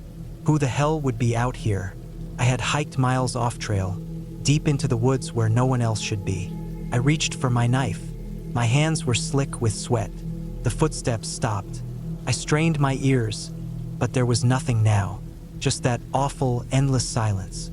My heart pounded so hard I thought whoever was out there would hear it. Minutes passed, maybe an hour. I wasn't sure. Eventually, the insects started up again, hesitant at first, then returning to their full chorus. I stayed awake until dawn, gripping my knife, waiting for something to happen. Nothing did. Morning came and everything looked normal. The sunlight filtered through the trees, dappling the ground in gold. Birds chirped. The stream gurgled. It was like the night before had never happened. But I couldn't shake the feeling that something had been there, watching. I checked around my campsite. There were no footprints, no broken branches, nothing to prove what I'd heard. Maybe I had imagined it, I told myself. Maybe I had been half dreaming. But that didn't explain the silence. The way the night had held its breath. I thought about leaving, packing up and heading back to my car. But I had planned for 2 nights, and I wasn't ready to let fear drive me out of the woods. I convinced myself it was just paranoia. The mind plays tricks in the dark. The second night, I built my fire bigger. I ate my dinner with my knife in reach. The night sounds returned, and for a while, everything felt normal again. But when I finally crawled into my tent, exhaustion weighing me down, I couldn't shake the feeling that something was off. I woke up again sometime past midnight. This time, there was no slow realization, no moment of confusion. I woke up because I heard breathing, right outside my tent. Deep, steady, too close. I didn't move. My body locked up, every muscle frozen. The breathing continued, slow and controlled, just beyond the thin layer of nylon separating me from whatever was out there. My fingers inched toward my knife. My mind screamed at me to do something, to make a sound, to move, but I couldn't. The breathing stopped. Silence. Then, a slow, deliberate tug at the corner of my tent. I exploded out of my sleeping bag, my hand ripping my knife free. My other hand fumbled for my flashlight, but by the time I turned it on, there was nothing there. My tent flap was closed. My fire had burned low, casting weak, flickering light. The forest stood still, undisturbed, but I knew what I had heard. I knew what I had felt. I didn't sleep the rest of the night. I sat by the fire, knife in hand, watching the trees. The feeling of being watched never left. When dawn broke, I packed my gear as fast as I could and started hiking. I didn't care about food, about rest. I just wanted to get out. I moved fast, faster than I ever had before, pushing through the underbrush, barely stopping for water. Hours passed. The forest seemed endless. I checked my GPS, but something felt off. I should have been closer to my car by now. Then, just as panic started to creep in, I saw it, a piece of cloth, hanging from a tree branch like someone had tied it there. It wasn't mine. I ran. Branches tore at my skin. My lungs burned. I didn't stop until I saw my car, sitting untouched at the edge of the dirt road. I threw my gear in, locked the doors, and peeled out of there so fast my tires kicked up gravel. I don't know what was out there. I don't want to know. I haven't been camping alone since, and I never will again.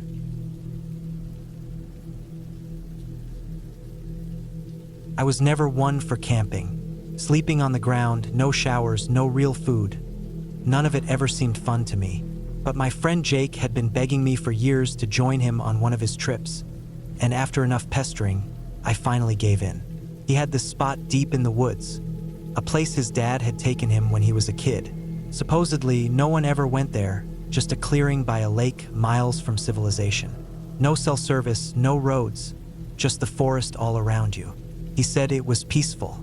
I should have known better. The hike in was brutal. The trail was overgrown, barely a path at all, just a faded line in the dirt from where Jake had last been there.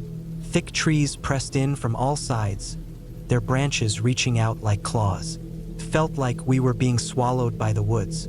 The only sounds were our breathing and the occasional rustling of animals in the underbrush. By the time we reached the clearing, my legs were aching, my shirt soaked with sweat. The lake was still, too still. No ripples, no movement, just a glassy surface reflecting the trees and sky. I remember thinking it looked almost fake, like a painting. Jake was excited, though. He dropped his pack and stretched, looking around like he was home. I set up my tent in silence, feeling uneasy but not wanting to say anything. It was just the wilderness, I told myself, just the quiet of nature. That first night, I barely slept. The forest was too loud. Crickets, owls, rustling in the bushes. Every little sound made my heart race. I kept imagining something creeping outside my tent, just beyond the thin layer of nylon. I knew it was stupid. It was probably just a raccoon or a deer, but my mind wouldn't stop spinning. At some point, exhaustion won, and I drifted off, but it wasn't restful. The next morning, Jake wanted to explore. We hiked around the lake, following game trails that wound through the trees. It was unsettling how quickly everything started to look the same. Every tree, every patch of ferns, every fallen log. It all blurred together. I kept glancing over my shoulder, half expecting to see someone there, but there was nothing, just endless trees. Then we found the cabin. It was old, falling apart, half hidden by the forest. The wood was gray, eaten by time and weather. The door hung open, the hinges rusted. Jake grinned like a kid on Christmas and stepped inside without hesitation. I hesitated. Something about it felt wrong, like it shouldn't be there, like it was waiting. But I followed him in. The inside was worse. A small room, a broken table, a rotting chair, a fireplace filled with ash. But it was the smell that got me, like something damp and sour, something that had been left too long. And the bed. The mattress was still there, stained and sagging. like someone had been there not too long ago. But there was no sign of anyone, no footprints, no belongings, just that awful smell. Jake laughed it off. "Just an old hunter's shack," he said. "Probably abandoned decades ago." I didn't believe that. Someone had been there, and not long ago. That night, I couldn't sleep again. The wind picked up, rustling the trees, making them creak and groan. I thought I heard footsteps outside the tent, but every time I unzipped it and looked out, there was nothing, just darkness and the trees swaying in the wind. I tried to tell myself I was imagining things. I wanted to believe that. The next morning, I found footprints by the tents. Not ours. Ours were deep, heavy, spaced apart. These were smaller, lighter, barefoot, leading from the woods to my tent and then back again. I didn't say anything to Jake. I just packed my stuff as fast as I could. He gave me a weird look but didn't argue when I said I wanted to leave. We started the hike back, but something felt off. The woods were different. The silence was heavier, like the trees were listening, watching. Halfway back, we realized we were lost. The trail was gone. No marker, no sign of where we had come from. Jake swore he knew the way, but after another hour of walking in circles, I knew he was just as lost as I was. We were trapped, swallowed by the forest. The sun was starting to dip, and panic set in. That's when we saw him, a man, standing between the trees, half hidden by the shadows. Just standing there, not moving, not speaking, watching. Jake called out, but the man didn't respond. He just stood there. Then, without a sound, he turned and walked into the woods. Jake wanted to follow. I refused. Something about the way the man moved, it wasn't right. Too smooth, too silent. He didn't make a single noise as he stepped through the underbrush. I told Jake we needed to go the other way, fast. He argued but eventually gave in. We walked as quickly as we could, not speaking, just moving. I kept looking over my shoulder, expecting to see the man again, but he was gone. We walked until the sun was gone, and the forest was pitch black. Then we saw the cabin again. We had been walking in circles. My stomach dropped. Jake swore, kicking the ground, his voice shaky. I looked around, shining my flashlight through the trees, expecting to see that man again. Nothing, just the cabin, standing there like it had been waiting for us. We had no choice but to stay the night. Inside, the smell was worse. I didn't sit, didn't rest. I just stood in the corner, my back against the wall, gripping my flashlight like a weapon. Jake eventually fell asleep on the floor, but I couldn't. Every sound made my skin crawl. Then, in the middle of the night, the door creaked. Not the wind, not an animal. The door, moving, opening. I held my breath, listened. Footsteps, soft and slow, moving toward me. I shined my light. Nothing, just the open door, the dark forest beyond. I grabbed Jake, shaking him awake. "We need to go. Now." He didn't argue. We ran. Didn't care about direction. Didn't care about anything except getting away from that place. At some point, the trees thinned. The road appeared like a miracle, our car still sitting where we had left it. We didn't stop running until we were inside, doors locked, engine roaring to life. I didn't look back. I didn't want to see if anyone was watching. We never spoke about it. I never went camping again.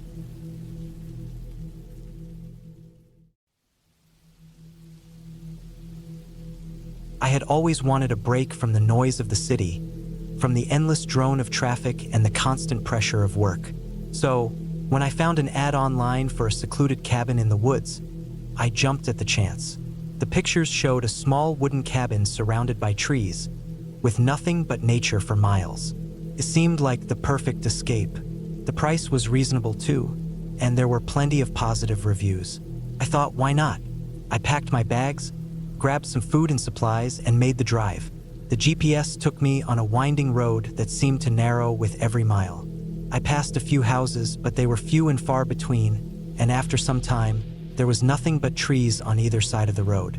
The sun was setting by the time I reached the cabin, casting long shadows across the dirt road. The cabin was even more charming than I had imagined. Small, but solid. A stone chimney poked out of the roof, and there was a porch with a couple of wooden chairs. It looked exactly like something out of an old postcard, the kind you see in travel brochures. I took a deep breath of the fresh, crisp air, feeling the weight of the city life fall away. Inside, the cabin was cozy, with a small wood stove in the corner, a sturdy dining table, and a couch that looked comfortable enough. A bookshelf stood against the wall, filled with a few well-worn novels and old maps. It was exactly what I had wanted. A place to unwind, read, and clear my head. The place even had a little handwritten note on the kitchen counter welcoming me. "Welcome to the cabin. Enjoy your stay. Don't mind the creaks and groans. It's just the old wood settling." The first night was peaceful. The fire crackled in the stove as I sat on the couch, sipping my drink and staring out the window at the darkening woods. The wind was picking up outside, rustling the trees, but inside, it felt warm and safe. But as the night wore on, I noticed something odd. Every few minutes, I would hear a sound, soft, almost like the crunching of leaves or the snap of a twig, coming from outside. I brushed it off at first, assuming it was just the wind. After all, the woods were thick and things moved around out there. But then the sound seemed to get closer, almost like someone was walking around the cabin. My heart rate picked up, but I tried to stay calm. It was probably just an animal, I told myself. I checked the windows, but there was nothing. I peered out into the dark, but all I could see was the faint outline of trees swaying in the wind. I told myself it was nothing, but the unease lingered. I stayed up for a while, reading by the fire, but sleep didn't come easy. Every time I would start to drift off, I would hear that sound again. Then, after what felt like hours, it stopped. The next morning, I woke up early, eager to explore the area. The sun was rising, and the woods looked peaceful. I grabbed my hiking boots and set out, determined to get my mind off the strange noises from last night. The air was still cool, but the sun was starting to warm things up. The trees were thick here, and the ground was soft with layers of pine needles. It felt good to be out in nature, the quiet broken only by the occasional bird call. As I walked, I began to feel a little more at ease. The woods were vast and beautiful, and everything seemed normal. I wandered for a couple of hours, taking in the sights and sounds of the forest. But eventually, I realized I had wandered farther than I intended. The cabin was nowhere in sight, and the path I had been following had vanished into a tangle of underbrush. I decided to turn back, but as I retraced my steps, something started to feel off. The woods, which had felt so peaceful earlier, now seemed different. There was no sound of birds, no rustling of leaves, just an eerie stillness. My skin prickled with unease, but I kept moving, pushing forward, thinking it was just my imagination. But then I heard it, footsteps. Not the soft crunching of leaves like the night before, but clear, deliberate steps crunching in the underbrush behind me. I froze, my heart pounding. I turned around, but saw nothing, just trees. I shook my head, trying to convince myself it was just an animal, or maybe my mind playing tricks on me. I picked up the pace, eager to get back to the cabin, but the footsteps didn't stop. They followed me, getting closer. I could feel them, just behind me, and my breath became shallow with fear. Then suddenly the noise stopped. I turned around quickly, half expecting to see someone there, but the path was empty. I turned again and saw the cabin in the distance, the little wooden structure peeking through the trees. My steps quickened as I approached, but the unease still gnawed at me. I rushed inside the cabin, locking the door behind me. I didn't know why I felt so panicked, but something didn't feel right. I tried to brush it off. Maybe it was just the isolation getting to me, I thought, but the rest of the day was spent with a constant sense of dread hanging over me. I kept checking the windows, my eyes scanning the woods outside for any movement. I couldn't shake the feeling that I was being watched. That night, I decided to take extra precautions. I made sure the doors and windows were securely locked. I even moved a heavy chair in front of the door just to be safe. But as I sat in the living room, staring into the fire, I heard it again. The sound of footsteps, this time right outside the cabin. My blood ran cold. I stood frozen, listening intently. The steps were slow, deliberate. They circled the cabin, moving in a way that made it clear someone who knew the area was deliberately watching me. The hairs on the back of my neck stood up as I wondered who it could be. No one was supposed to be out here. The footsteps continued for what felt like an eternity, then stopped. Silence. Absolute silence. I waited, every nerve on edge. Then I heard something else. A faint tapping, coming from the window nearest to the porch. It was soft, but distinct. Someone was at the window, tapping gently, almost like they were testing the glass. I slowly moved toward the window, my heart hammering in my chest. I peered through the gap in the blinds, but I saw nothing. Nothing but the darkness of the forest. I pulled back, my breath coming in ragged gasps. Whoever or whatever was out there was toying with me. I knew I couldn't stay another night here. My instinct screamed at me to leave, but the drive to get back to civilization was hours away, and the woods outside were pitch black. I couldn't just run into the woods at night without getting lost, and I couldn't stay here either knowing someone or something was out there. I had to wait until morning. I didn't sleep. Every creak of the cabin, every rustle in the trees outside made me jump. It felt like hours before the sun finally began to rise, casting light into the cabin. I gathered my things, packed up my car, and left in a rush. I didn't even bother to look around anymore. I just wanted out.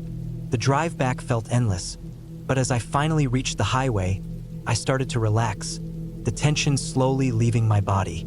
I kept glancing in the rearview mirror, half expecting to see someone or something following me, but there was nothing, just the empty road stretching behind me. I didn't tell anyone what had happened at the cabin. Not at first. Everyone would probably think I was just letting my imagination get the best of me. But as I drove back, I couldn't shake the feeling that I wasn't alone, that something had been out there, something watching me. The memory of those footsteps in the woods haunted me for weeks. And even now, every time I pass a wooded area or find myself alone in a quiet place, I can't help but feel a chill run down my spine.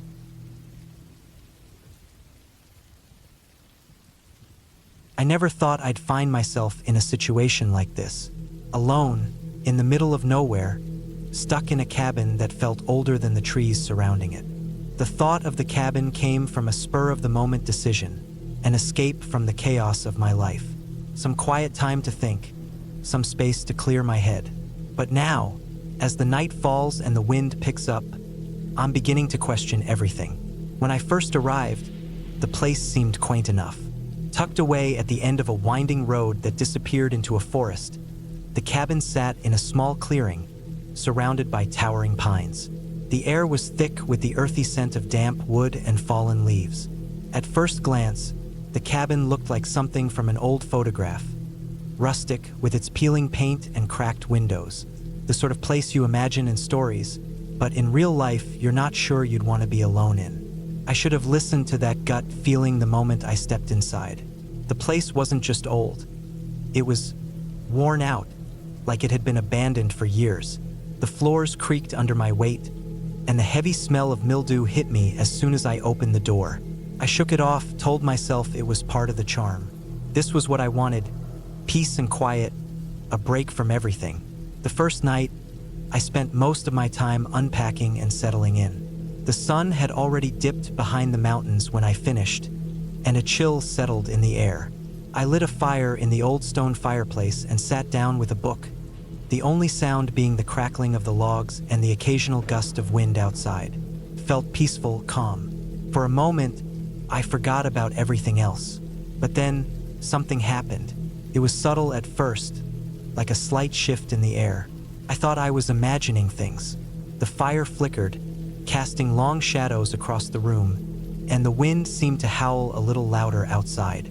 I ignored it, telling myself it was just the wind moving through the trees, maybe a loose board in the walls. But then I heard it, a thump, soft at first, almost imperceptible, came from upstairs. I froze. The cabin was small. There was no way anyone else was here. I was alone, but the sound came again, this time a little louder. I slowly set my book down, my eyes scanning the room, looking for any sign of movement, any explanation. Nothing. Just the shadows dancing on the walls, the fire crackling, and that damn thumping. I tried to brush it off as the house settling, something I had heard about old cabins before. Still, the uneasy feeling didn't go away. My heart beat faster as I listened intently, waiting for it to stop, for the silence to return. But it didn't. The thumping continued, rhythmic and deliberate. I stood up slowly, my feet moving toward the stairs before I even realized it. My curiosity overpowered my caution. The stairs creaked under my weight as I ascended. The second floor was dark, save for the light coming from the hallway behind me. The walls were lined with faded wallpaper that looked like it hadn't been replaced in decades. A few old pictures hung crookedly, their edges curled with age. The floorboards groaned as I moved forward, the thumping now louder and more distinct. It was coming from the room at the end of the hall. I reached the door and stopped, pressing my ear against the wood. For a moment, there was nothing. The house was eerily quiet, the kind of silence that makes your skin crawl. And then, the thump came again, right on the other side of the door. I pushed the door open with a creak, expecting to find something, anything, but there was nothing there. The room was bare, save for a single old bed and a few pieces of furniture covered in dust. The window was cracked, letting in the cold night air, but nothing seemed out of place. There were no signs of movement, no creature lurking in the shadows. Yet I could still feel it, a presence, something that didn't belong. I turned away, thinking I was being paranoid, when something caught my eye. There, on the floor near the bed, was a small pile of dirt. It looked fresh. I knelt down to get a better look. There was no reason for dirt to be there. It wasn't like there had been a storm or anything. My mind raced, and a chill ran up my spine. I backed away slowly, the unease creeping deeper into my bones. I had to get out of there.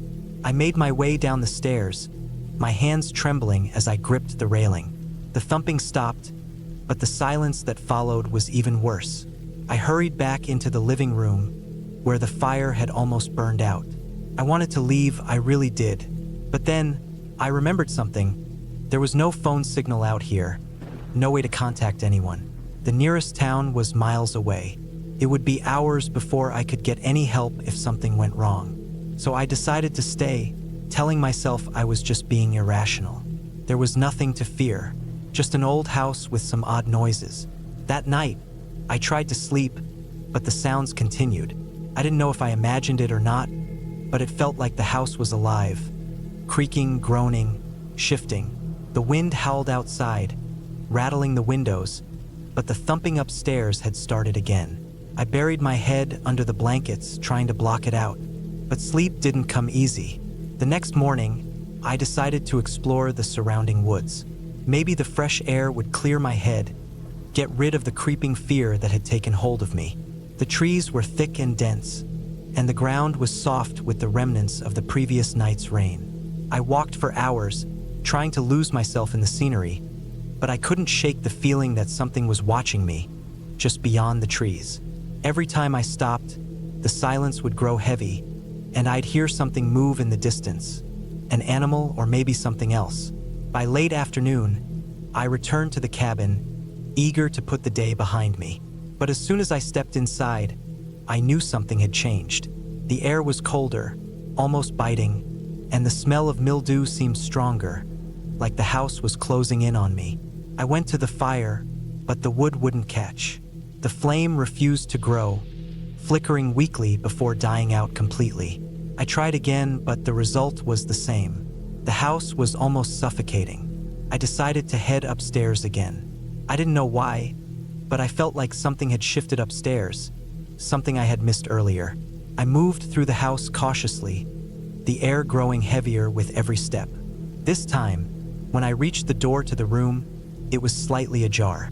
The thumping was gone, but the room felt different, like something had been moved. Something was no longer where it should be. I stepped inside and froze. The bed had been disturbed, sheets twisted and thrown off like someone had been lying there. And then I saw it, a small, dark stain on the floor near the bed. It looked like dirt, but it was too dark, too red. My stomach churned as I backed away, my eyes darting around the room. I couldn't stay here anymore. That's when I heard it. The unmistakable sound of footsteps, light but deliberate, behind me. My breath caught in my throat as I spun around, but there was nothing there. Just the empty room, the shadows, and the feeling that something was closing in on me. I ran downstairs and out the door, not stopping until I reached the clearing where my car was parked. The forest felt even darker now, and the cabin seemed to loom behind me like a watchful eye. I started the car and drove as fast as I could, the tires screeching as I left that place behind. I didn't look back. I didn't want to know what else was hidden in that cabin, what had been waiting for me there. As I drove, I could still feel the weight of the house on my chest, like it was calling me back. But I wouldn't go, not ever again.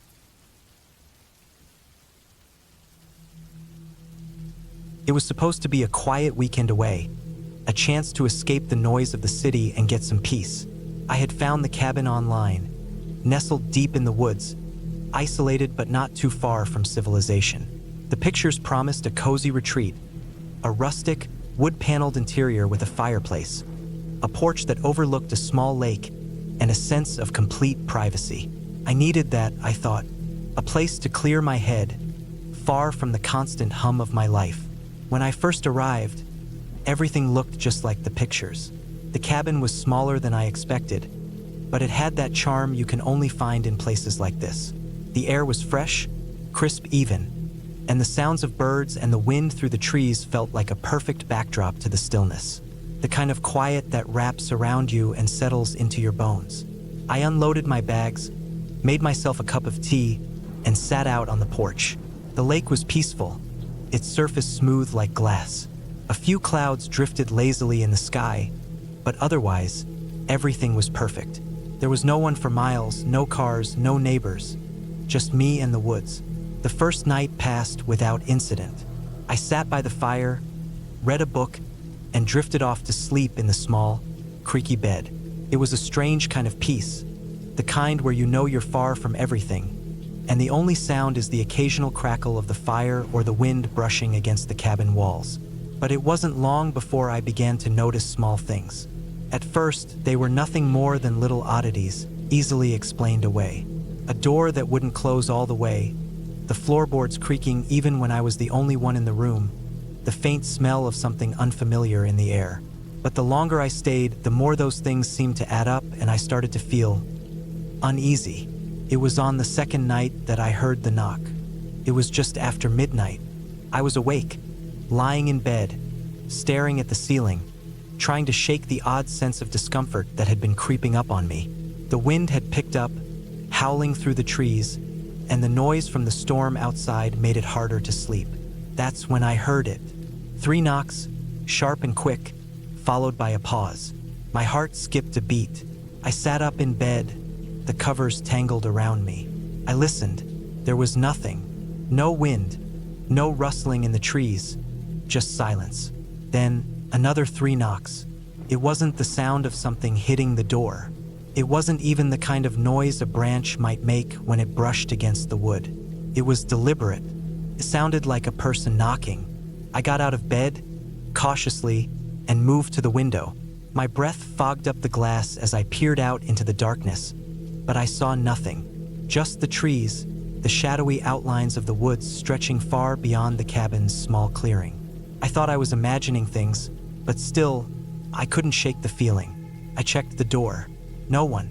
No sign of anyone out there. I locked it, double-checked all the windows, and went back to bed. But sleep didn't come easily that night. The next morning, I went out for a walk around the property to clear my head. The ground was soft underfoot, and the air had that cool, crisp bite to it.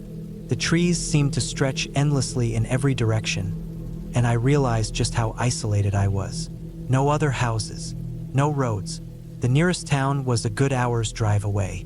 That was when I noticed something odd. A set of footprints in the mud near the edge of the property, leading away from the woods and towards the back of the cabin. They weren't mine, and they didn't belong to any animals I knew. They were large, heavy, and there were a lot of them, like someone had been pacing around the cabin during the night. I felt a pang of fear, but I tried to brush it off. Maybe someone had gotten lost.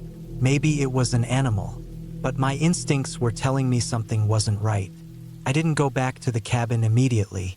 I wandered a bit farther into the woods, trying to convince myself it was nothing, just my overactive imagination. But the longer I walked, the more uneasy I became. It was the sound that finally made me turn around.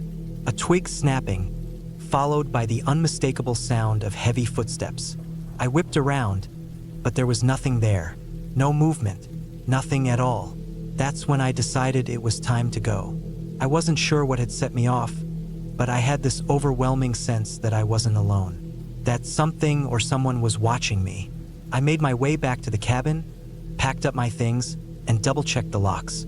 But as I turned to leave, I felt it, the unmistakable feeling of someone or something right behind me. I spun around, but again, there was nothing there. No sound, no movement, just the woods stretching out in every direction, as still and silent as before. I didn't know what to make of it, but I was done. I needed to leave. As I started the car, I couldn't shake the sense of being followed. The trees seemed to close in on me as I drove away, the winding dirt road getting narrower and darker the farther I went. I could see the cabin's silhouette in the rearview mirror, small and distant. But as I drove, I swore I saw movement in the trees just beyond the edge of the road. It was a shadow, darting between the trunks, too fast for me to make out. I drove faster.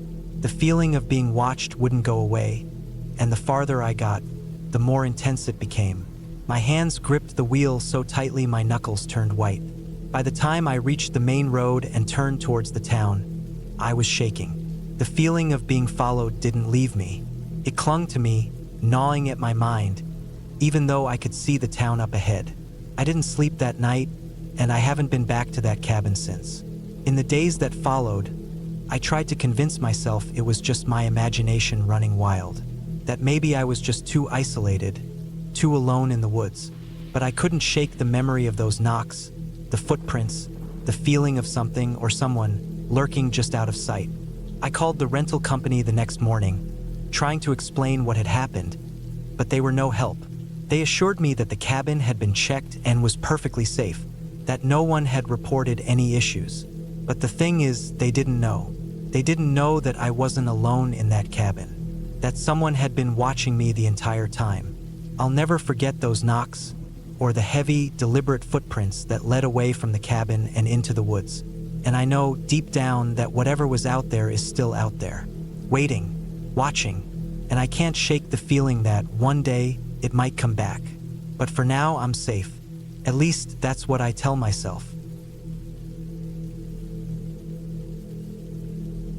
It was supposed to be a weekend getaway, a break from the noise, from the crowded city, from the constant buzz of my phone, the kind of peace where you could actually hear your own thoughts.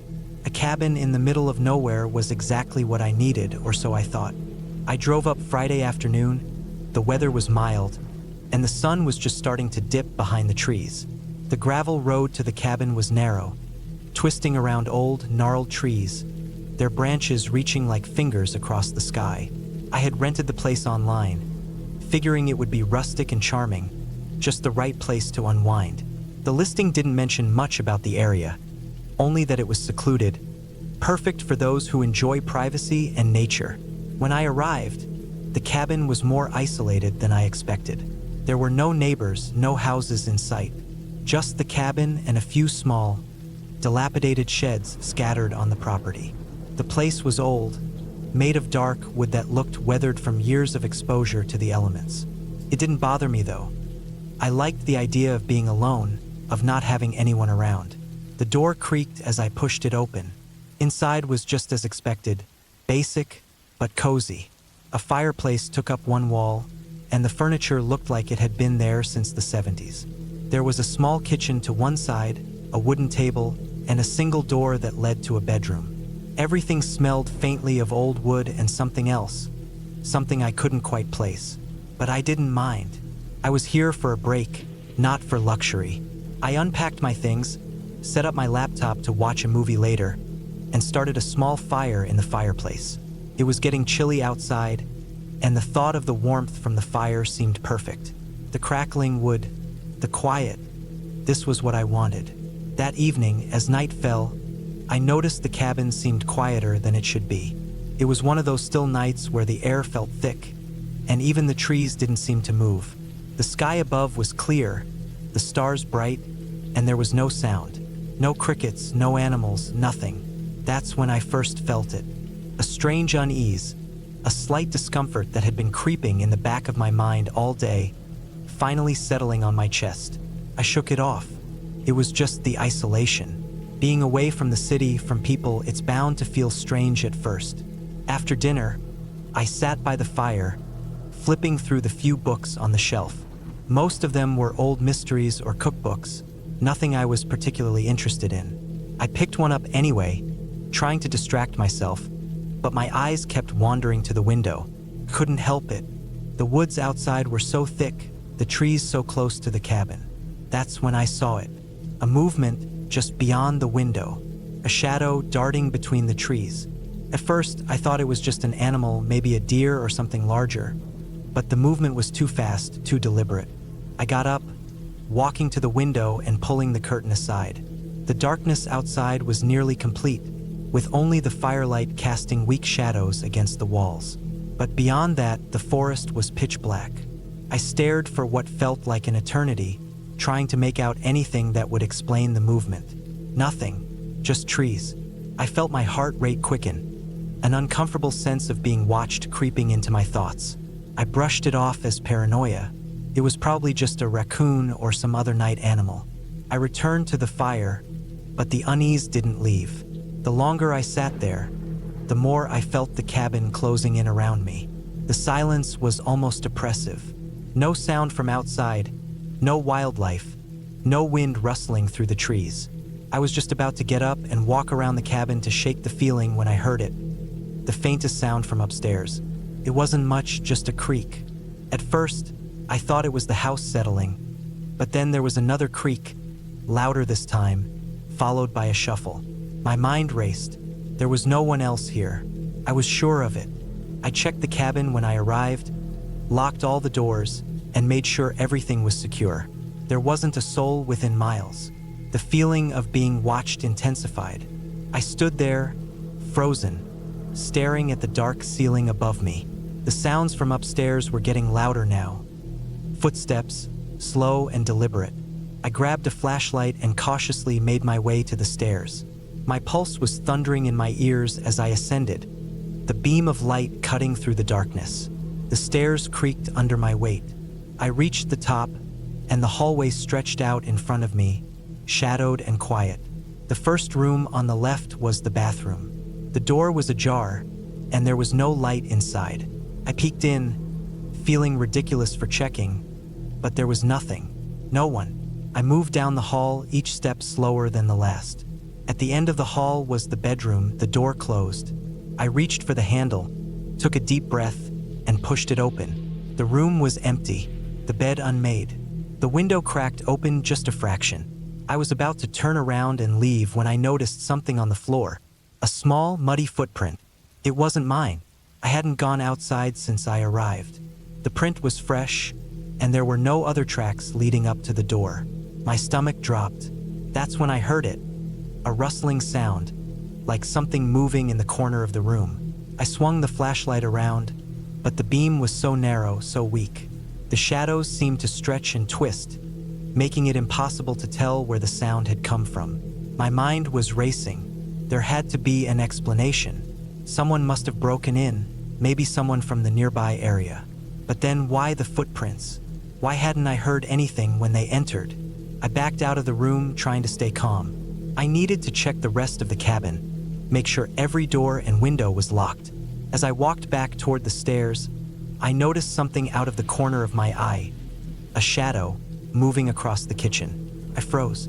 The hairs on the back of my neck stood up, and a cold sweat broke out on my forehead.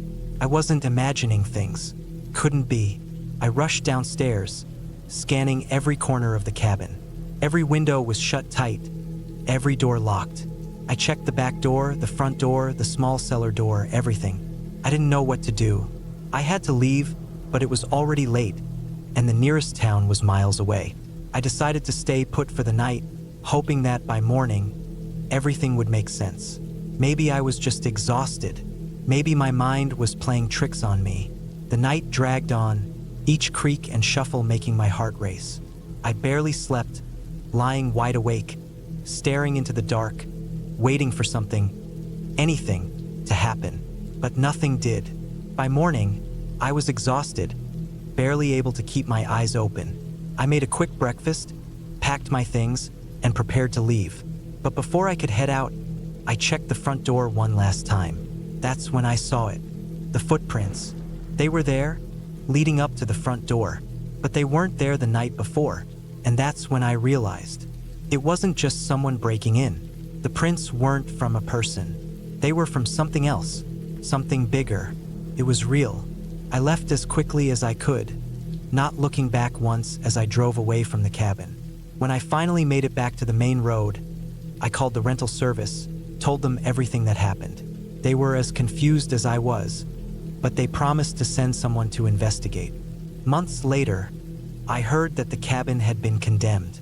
The owner's family had never come forward to explain anything, and the area was sealed off. No one knew what had happened there, but I don't need an explanation to know I'll never go back. The worst part? I wasn't the only one. I wasn't the first, and I won't be the last.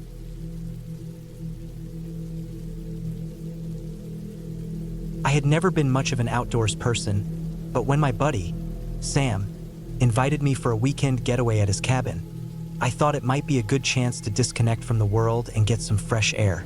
It wasn't far from the city, just about 3 hours away, tucked deep in a forested area. Sam had told me about it before, how he had inherited it from an uncle he barely knew, how it was old but solid, and how he planned to fix it up at some point. I figured it'd be a quiet weekend.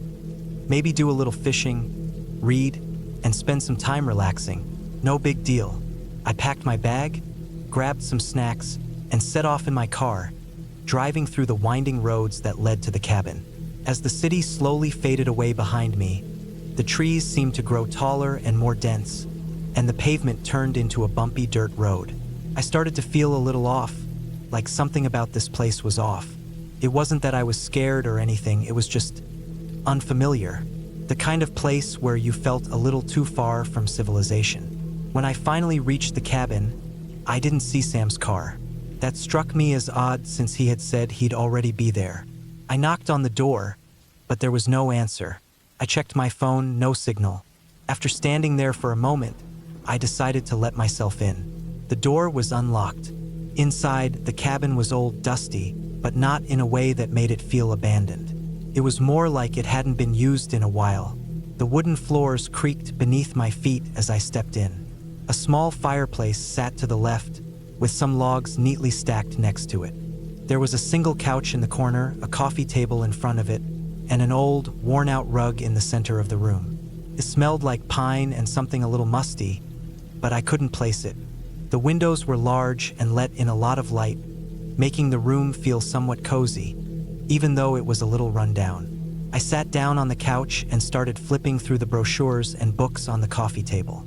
Most of it was useless junk, but I came across an old photo album. Curiosity got the better of me and I opened it. Most of the photos were faded, but the ones I could make out were of a man, Sam's uncle, I assumed. There were photos of him standing outside the cabin, looking much younger, and some showing him with a woman who, I guessed, was his wife. The last photo in the album made me pause. It was an image of the cabin, but it was taken from a distance, and something about it made my stomach turn. The angle was wrong, too far out, like whoever had taken it was trying to avoid being seen. It felt off. The door creaked open behind me, pulling me out of my thoughts. Sam stepped in, looking tired but happy to see me. "Hey man, sorry I'm late. Had to do some last-minute stuff in town." Relieved to see him, I waved him in. "No problem.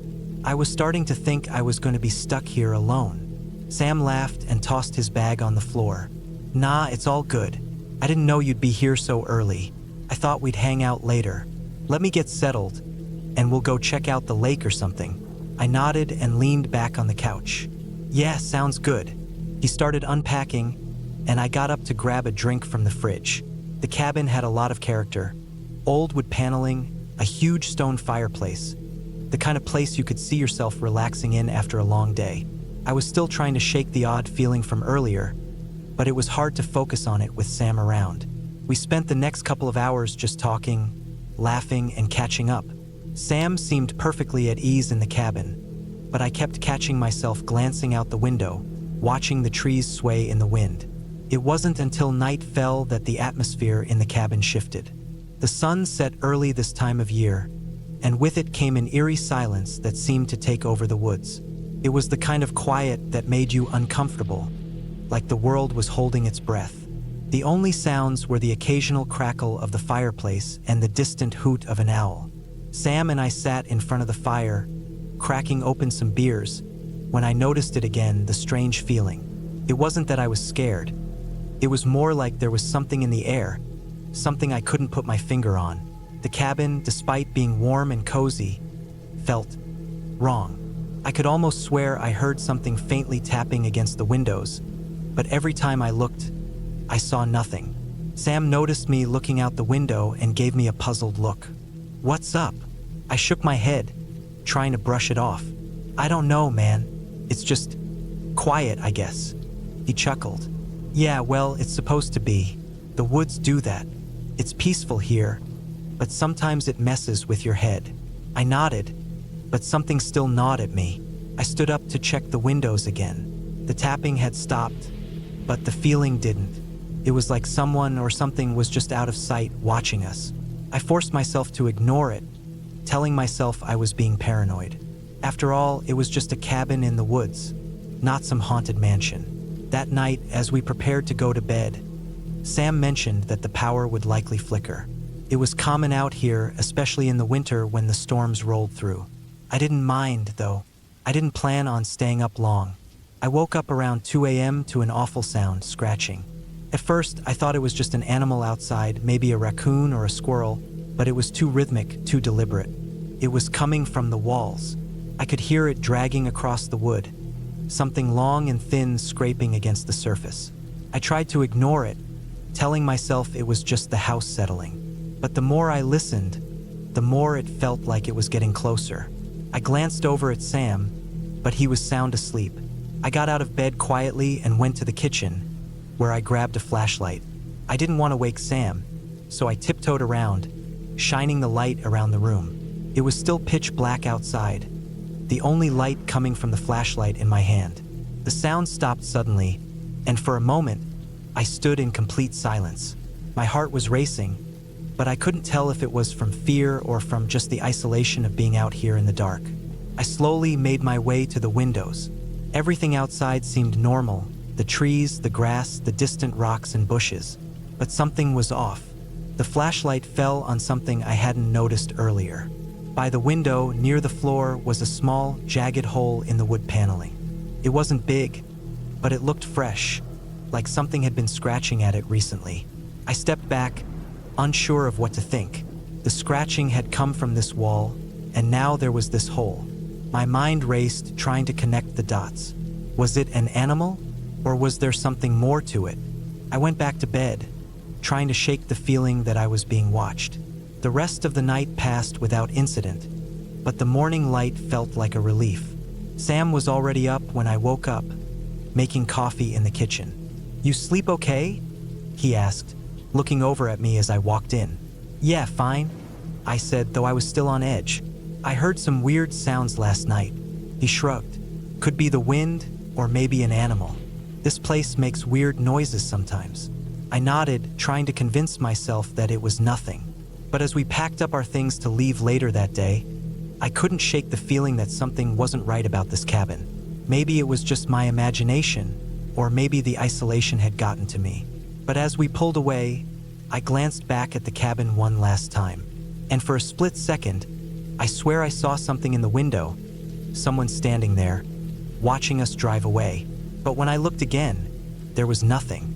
The drive home felt like a weight was lifted off my chest. I didn't say much to Sam, but I couldn't help but think that the strange, unsettling feeling I'd had was more than just my imagination.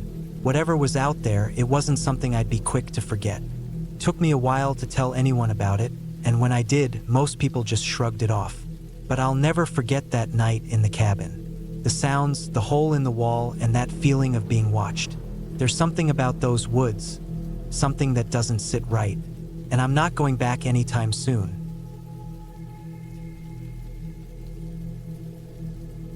I never thought much about the idea of being alone in a cabin deep in the woods. The concept seemed peaceful, even charming, when I'd first heard about it. The idea of a quiet retreat, away from the noise of the city, sounded perfect. So, when I found an isolated cabin available for rent, I didn't hesitate for a moment. I needed to get away, to clear my head. It was supposed to be a weekend getaway, a break from everything.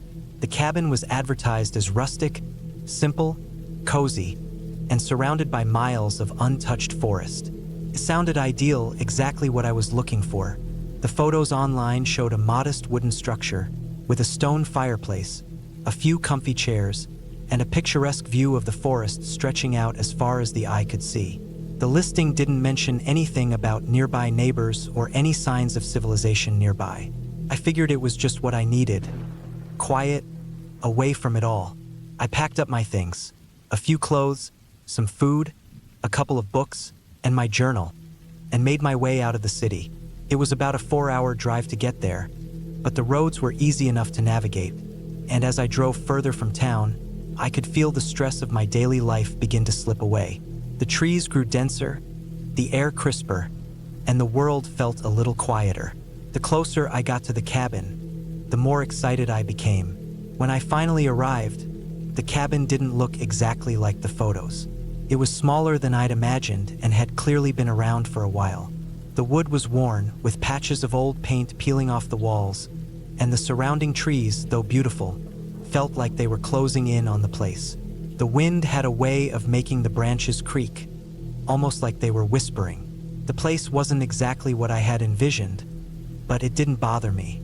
It still felt secluded, just like I had hoped. The smell of pine and fresh earth filled the air, and the cabin had a heavy, musky smell of age and wood. I let myself inside and immediately noticed that the cabin wasn't just rustic. It was bare. There wasn't much furniture, just the basics. A couch that looked a little too old to sit on comfortably, a small dining table, and a couple of chairs. The kitchen was sparse, with an old stove and a small fridge. The stone fireplace was there, but it was also old and somewhat neglected, with a thick layer of dust inside. I set my things down, made a quick fire, and cracked open a beer. It was getting dark, and the thought of being alone in this small cabin was suddenly a little more unsettling than I had expected. But I dismissed it, reminding myself I'd chosen this place for the peace it offered. I wanted to get away from the noise, the people, and everything that came with the city. This was supposed to be a chance to clear my head. As the fire flickered, I settled onto the couch, flipping through a book I'd brought with me. But I couldn't concentrate. My eyes kept darting around the room, and every so often, I would hear a creak, like something shifting upstairs. After a while, I shrugged it off as the natural sounds of an old house. I was just jumpy. It had been a while since I'd been out here, away from everything. Nightfall deepened, and the quiet in the cabin grew heavier. The wind picked up, rattling the windows. Outside, the forest was still, almost unnaturally so, and the darkness seemed to swallow the world. I took a quick walk outside to stretch my legs, but the trees, now twisted in shadow, were ominous. Even the moonlight seemed weak here. When I came back inside, I locked the door behind me and settled in for the night.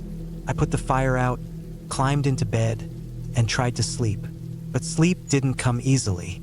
Every time I closed my eyes, I heard something. Footsteps on the porch, the faint scrape of metal against wood, like someone was dragging something across the floor.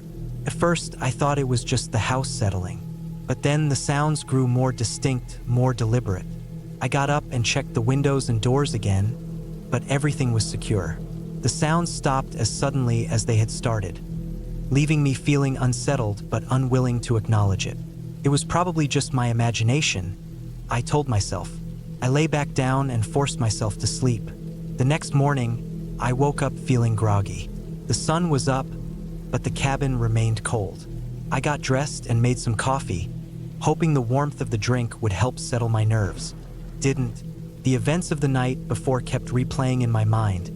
The sounds that had come from outside the cabin, the scraping, the faint whisper of movement. I tried to rationalize it, but it didn't sit right with me. I wasn't used to being so far from civilization, and the silence of the woods, now that I was fully awake, felt more suffocating than peaceful. I decided to take a walk. There was a small trail leading into the woods, and I figured a little exercise might help clear my head. The trees felt close here, too close, like they were leaning in to watch my every move.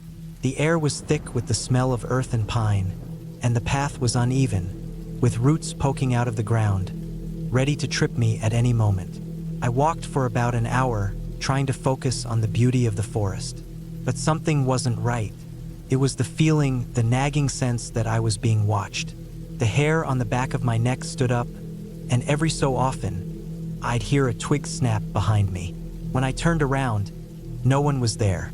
I quickened my pace, and by the time I got back to the cabin, I was breathless and on edge. I couldn't shake the feeling that I wasn't alone. I didn't want to leave, but I didn't want to stay either.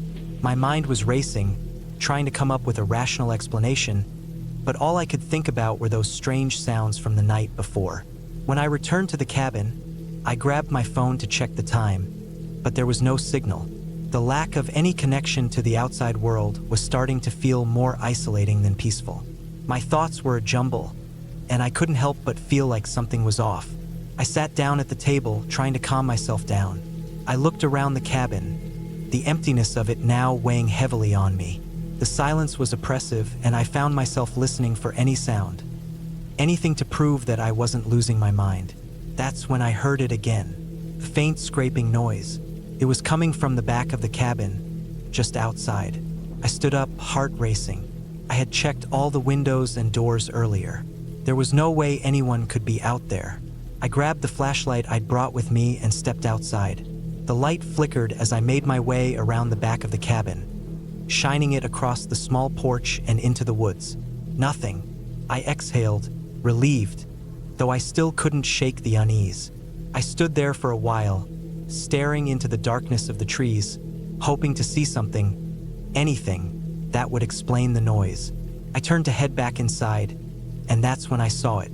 A figure standing in the doorway of the cabin. It was a man. He was tall, his face obscured by shadows. Panic gripped me. How had he gotten inside? My pulse thundered in my ears, and I stumbled back, tripping over a rock as I tried to retreat into the darkness of the woods. But the man didn't move. He stood there, unmoving, his figure like a silhouette against the faint glow of the interior light. I turned and ran, faster than I had ever run before. I didn't look back, couldn't look back. The sound of my heart pounding drowned out everything else. I didn't stop running until I found a small stream. My chest burned with every breath, but I didn't care. I collapsed on the ground, shaking with adrenaline and fear. It took me a while to calm down, but as I sat there, something in me told me to go back. I couldn't leave. There was no way out here in the woods. I was stuck, at least for the time being. Slowly, I got up and walked back toward the cabin. I didn't take the path this time. I stuck to the trees, staying hidden in the shadows. When I finally reached the cabin, I peeked around the corner, trying to stay as quiet as possible. There was no sign of the man. The door was closed, and the lights were off. My hands still shaking, I approached the door cautiously and opened it just a crack. I peered inside. There was nothing there. For the rest of the night, I stayed awake, watching, listening for any sounds that didn't belong. But there was nothing. The man was gone. I don't know what he wanted or how he got into the cabin, but I know one thing. I won't be returning there, ever.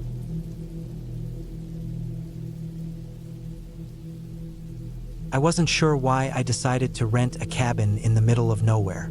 The weather had been unseasonably warm, and the idea of spending a few quiet days away from everything felt appealing. No phones, no people, just peace. Maybe I needed a break from everything, from the noise of life. I told myself it would be good for me, good for my mind. The cabin I rented wasn't much to look at from the outside. wooden logs stacked on one another with a roof that had seen better days. It wasn't big, just a small, one-story place with a porch. The kind of place you'd imagine would be more comfortable during the fall than in the middle of summer. The air had a thick, earthy smell, a bit damp with the leftover scent of rain. I arrived late in the afternoon, the sun already hanging low in the sky. The road leading to the cabin was barely a road at all, more like an old trail.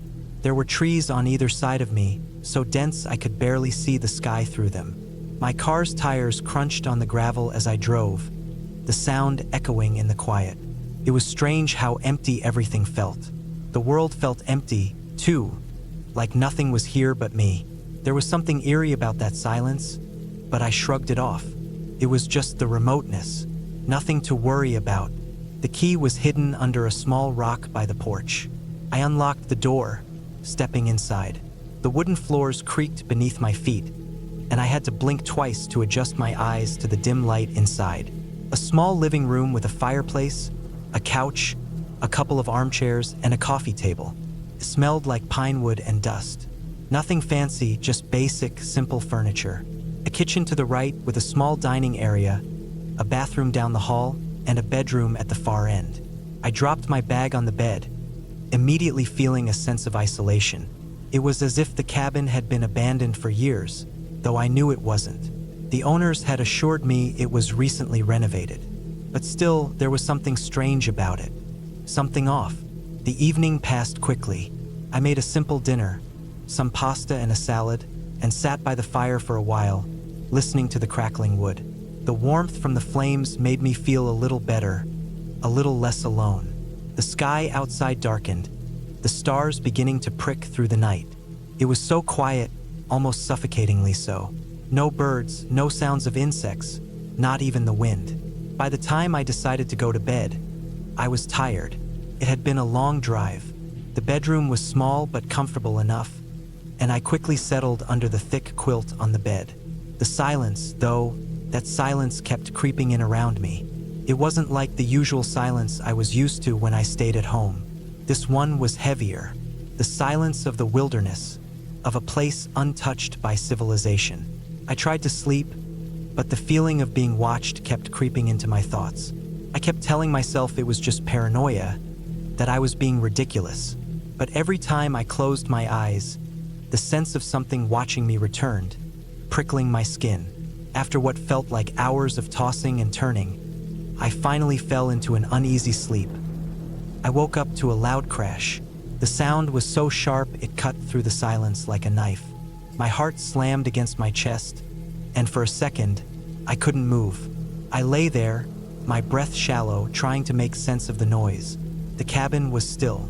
Everything was still. I listened for a moment, but there was nothing, only the silence. It wasn't a dream. I knew that. I sat up, my mind racing. What had caused that sound? It had come from the kitchen, maybe, or the living room. I didn't know, but I couldn't stay here, lying in bed, wondering. I grabbed my flashlight, and with shaky hands, I opened the bedroom door. The hall was dark, the only light coming from the faint glow of the fireplace in the living room. I crept down the hallway, my footsteps muffled on the wooden floor. The living room looked normal at first glance, but as I turned toward the kitchen, my heart skipped a beat. The cabinet door was hanging open. A mug lay shattered on the floor. It hadn't been there before. I was sure of it. I had made dinner last night, and the kitchen had been spotless afterward. I must have left the mug there, but why hadn't I heard anything? I inspected the kitchen carefully, but there was nothing else out of place. Nothing unusual. The silence seemed even heavier now, suffocating. The hairs on the back of my neck stood up as I retraced my steps back to the bedroom. I locked the door and tried to calm myself. I told myself I was just tired, that the crash could have been something outside. A branch falling, a bird hitting the window. But I knew deep down it wasn't just that. The next day was no better. The unease in the cabin never left. I spent most of the day walking the trails nearby, trying to shake the feeling. But it never left me. The deeper I went into the woods, the more the silence pressed down on me. It was unnerving, how everything seemed to be holding its breath. I tried to keep my mind occupied, taking pictures of the scenery, pretending I was just another tourist on a weekend trip. But no matter how hard I tried, I couldn't shake the feeling that something was wrong. That night, I decided to sleep with the lights on. I wasn't sure what had caused the disturbance the night before, but I wasn't taking any chances. I couldn't bear the thought of lying there in the dark again, feeling the weight of unseen eyes. I woke up again, not to a crash, but to the unmistakable sound of something moving in the living room. Slow, deliberate footsteps. I could hear them as clearly as I could hear my own breath. Someone was walking around my cabin.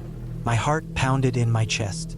There was no way anyone could have gotten here without me noticing. The road was too far off and the trail too rugged. I was alone. I had to be. I didn't know what to do, but I knew I couldn't stay in the room. I had to find out what was going on. With the flashlight gripped tightly in my hand, I opened the bedroom door again, moving cautiously down the hallway. The footsteps stopped the moment I stepped out into the living room. The room was empty. No one was there.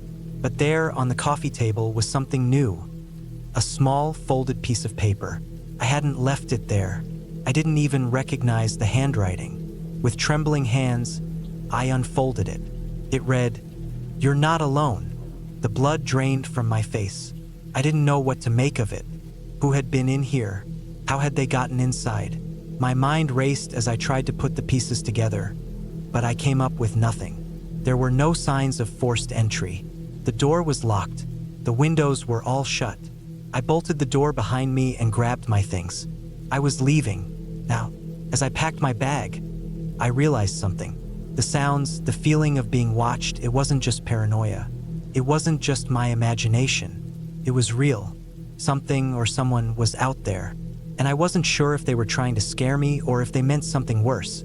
I rushed out the door, back to my car, heart racing.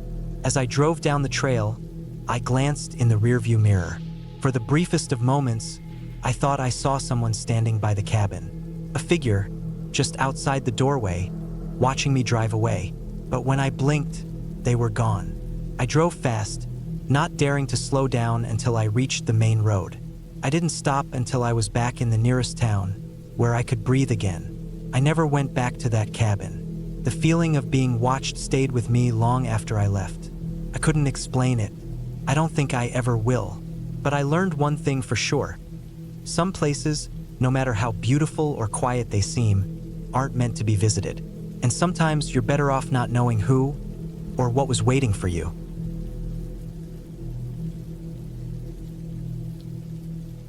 It was supposed to be a peaceful weekend, a quiet escape from the city.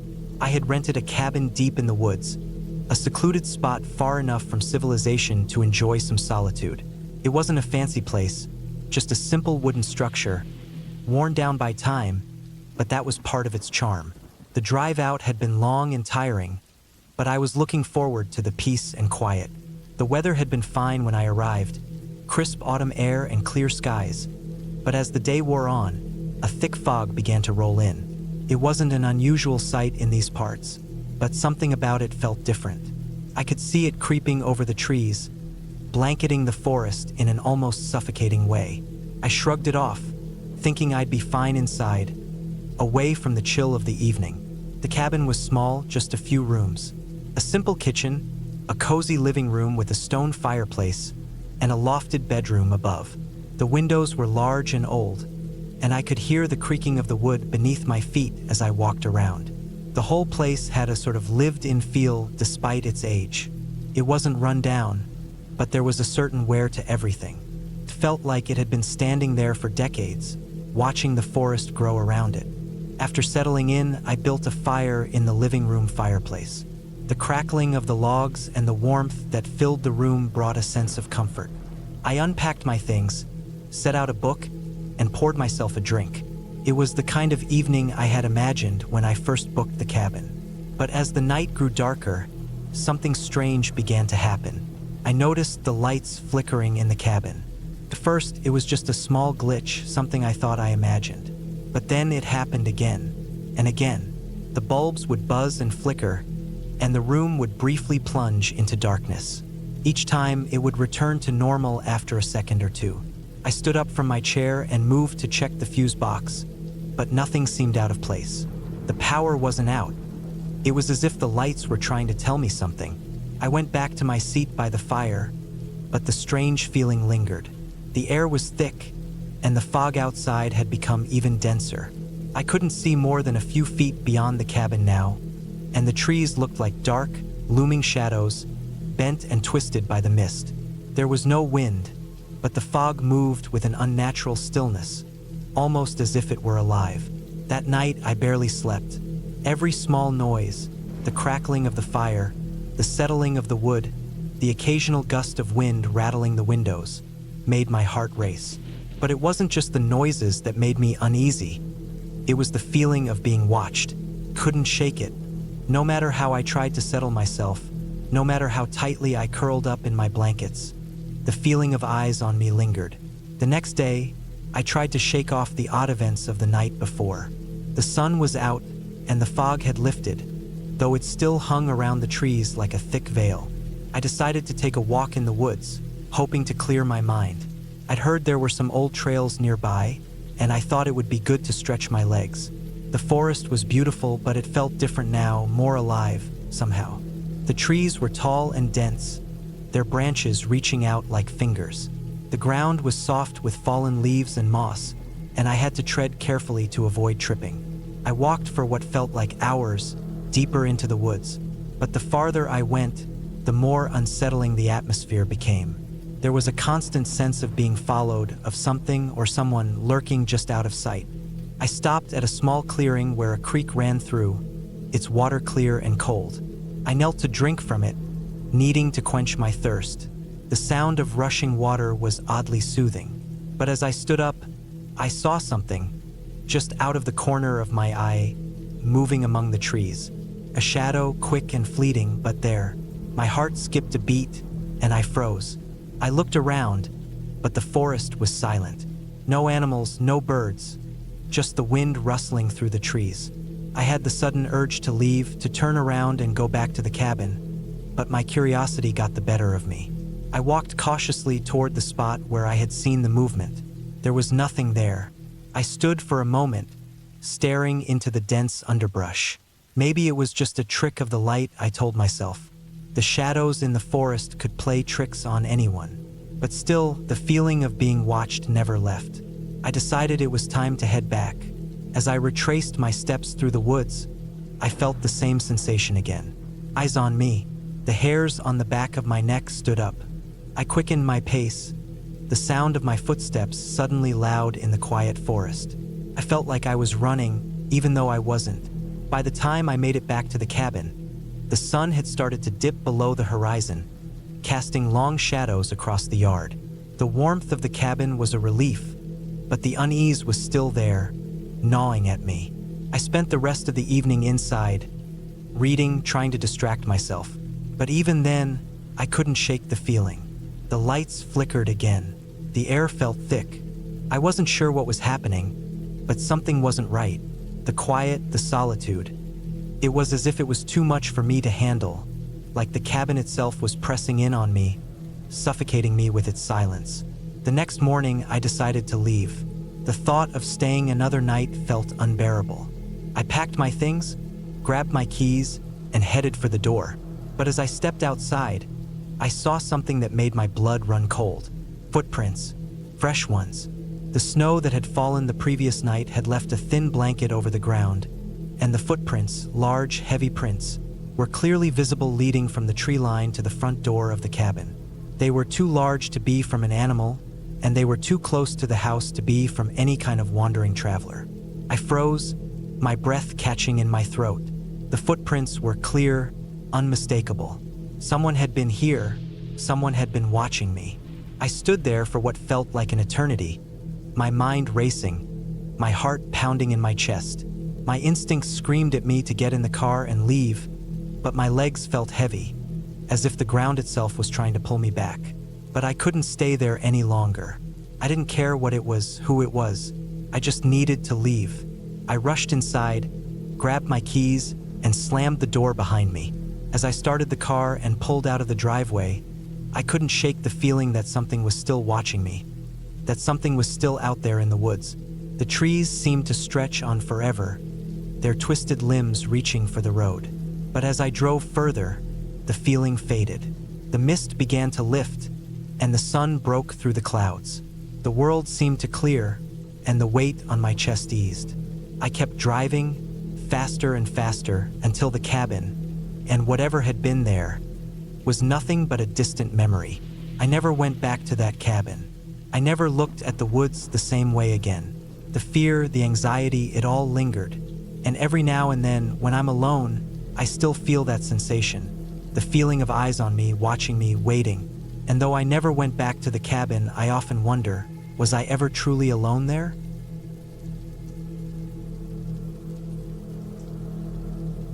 I never thought I'd find myself here, alone, miles away from the nearest town, in the middle of nowhere, tucked into the side of a forest that seemed to stretch on forever. The air was crisp, and everything around me felt unnaturally quiet, like the woods themselves were holding their breath.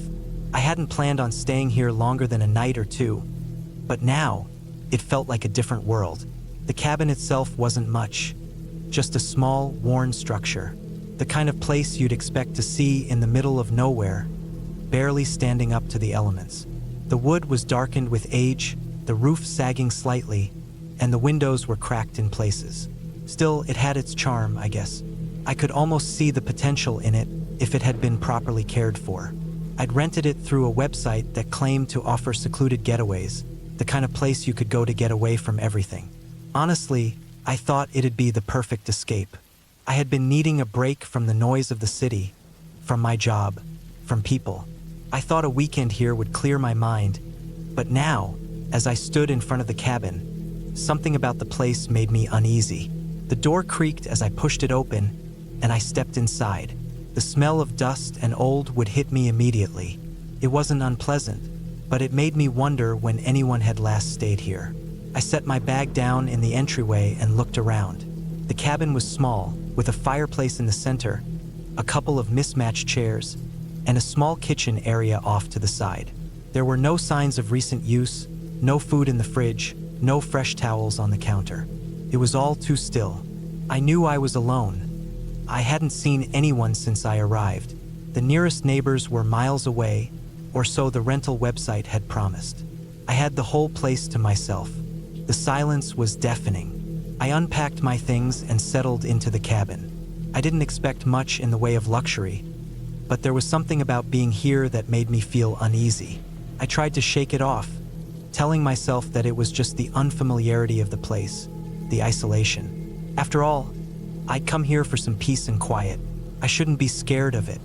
As the evening wore on, I made a fire in the fireplace, letting the warmth fill the room. I cooked a simple dinner, nothing fancy, just some canned soup and bread. After I ate, I spent a few hours sitting by the fire, reading a book I'd brought with me. The flickering light from the flames cast long shadows on the walls, but the warmth and the crackling of the wood made it feel somewhat cozy. That was when I heard it. At first, it was faint, just a sound on the edge of my hearing. Could have been the wind, or maybe an animal outside. But then it came again, a soft thud, like something or someone was tapping on the window. I froze, my eyes darting toward the glass. The reflection of the firelight danced across the window pane, but nothing moved. No one was out there. I stood up slowly, my heart starting to beat faster. I walked over to the window and peered outside. The darkness was thick, and the trees stood like silent sentinels. I couldn't see anything. I laughed to myself, shaking my head. "It's nothing," I muttered, more to convince myself than anything. I turned back to the fire, but as I sat back down, that same soft thud came again, this time from the other side of the cabin. I jumped up, my pulse racing now. My mind scrambled for an explanation. Maybe a branch had hit the side of the house. Could have been anything, really. But as I moved to the other window, I couldn't help the feeling that something wasn't right. There, outside in the dark, I could make out a figure. For a moment, I thought it was just my eyes playing tricks on me, the shadows casting weird shapes. But as I looked harder, I saw a person standing just on the edge of the forest, barely visible in the dim light. My breath caught in my throat. I hadn't heard any footsteps, and there shouldn't have been anyone out there. No one was supposed to be around for miles. I backed away from the window, my mind racing. Was it just some random traveler passing by? Was I being paranoid? A knock at the door made me jump. My entire body tensed up, and I froze. Whoever it was, they'd been standing out there for who knows how long. I didn't move for a moment, wondering if maybe it was just a neighbor or someone who got lost. But as the knock came again, louder this time, I knew I couldn't just ignore it. I hesitated, then slowly walked toward the door. My hand was shaking as I reached for the handle. I cracked the door open, just enough to see who was there. There was no one. I opened the door all the way, scanning the front porch and the area around the cabin. It was completely empty, not a soul in sight. I stepped outside, looking around, but the darkness was thick, and all I could hear was the wind rustling the leaves. I checked the ground for footprints, but there were none. It was as if whoever had knocked had just disappeared into thin air. My mind raced. I knew what I had heard. I knew there was someone here, but where had they gone? Had I imagined it?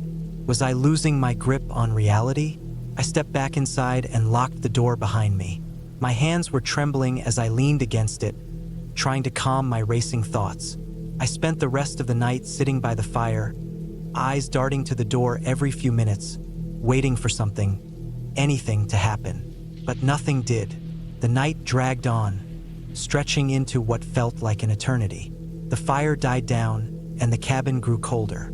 Eventually, exhaustion overtook me, and I fell into a restless sleep, my mind filled with images of shadows moving outside and strange figures watching from the dark. The next morning, I woke up to the sound of something scraping against the cabin. It was a low, rasping noise, like metal against stone. My heart skipped a beat, and I shot upright in bed. I tried to ignore it, but the noise persisted, moving slowly around the outside of the cabin. I grabbed my phone to check the time, but there was no signal. No surprise there, it was the middle of nowhere. I slipped on my shoes and grabbed a flashlight from my bag. Whatever was going on, I needed to figure it out. I opened the door and stepped outside into the cold morning air. The scraping noise was coming from the side of the cabin. I cautiously walked around, shining my flashlight in front of me. When I turned the corner, my breath caught in my throat. There, on the ground, were fresh tracks, long, deep scratches in the dirt. Someone had dragged something heavy across the ground, right up to the wall of the cabin. I followed the trail, my pulse racing, until I reached the edge of the forest. The trail led into the woods, and I could see something large and dark in the distance. It was hard to make out in the dim light, but it looked like a pile of something, half covered with leaves. I couldn't stop myself. I had to know what it was. I walked toward the pile, my footsteps muffled in the soft earth. As I got closer, I felt a tightness in my chest. My hand shook as I pushed the leaves aside. It was a log, but it wasn't just any log. It had been shaped into something strange, a crude figure of sorts with rough carvings all over it. And there, buried in the center of it, was something else, something I hadn't expected to see, a human hand. I stumbled back, my stomach turning. The hand was cold, pale, and unmistakably real. I wanted to scream, but the sound got stuck in my throat. I ran back to the cabin, locking the door behind me. I was panicking now, heart pounding in my chest, my mind reeling. I didn't know who had left that thing in the woods, but I knew one thing for sure. I was not safe here. I spent the rest of the day pacing around the cabin, unable to shake the image of that hand from my mind. I thought about leaving, but the idea of driving through the woods at night, alone, terrified me more than staying here. I had no choice but to wait it out. By nightfall, I couldn't stay in the cabin any longer. I packed up my things and decided to make a run for it. I wasn't going to wait for whoever had been messing with me to show up. The drive out of the woods was the longest of my life. My eyes were constantly scanning the trees, expecting to see someone, or something, watching me. I didn't stop until I reached the nearest town. Even now, weeks later, I can't explain what happened at that cabin. I don't know who was out there or what they wanted, but I do know this. I will never go back to that place. Some things are better left in the dark, where they belong.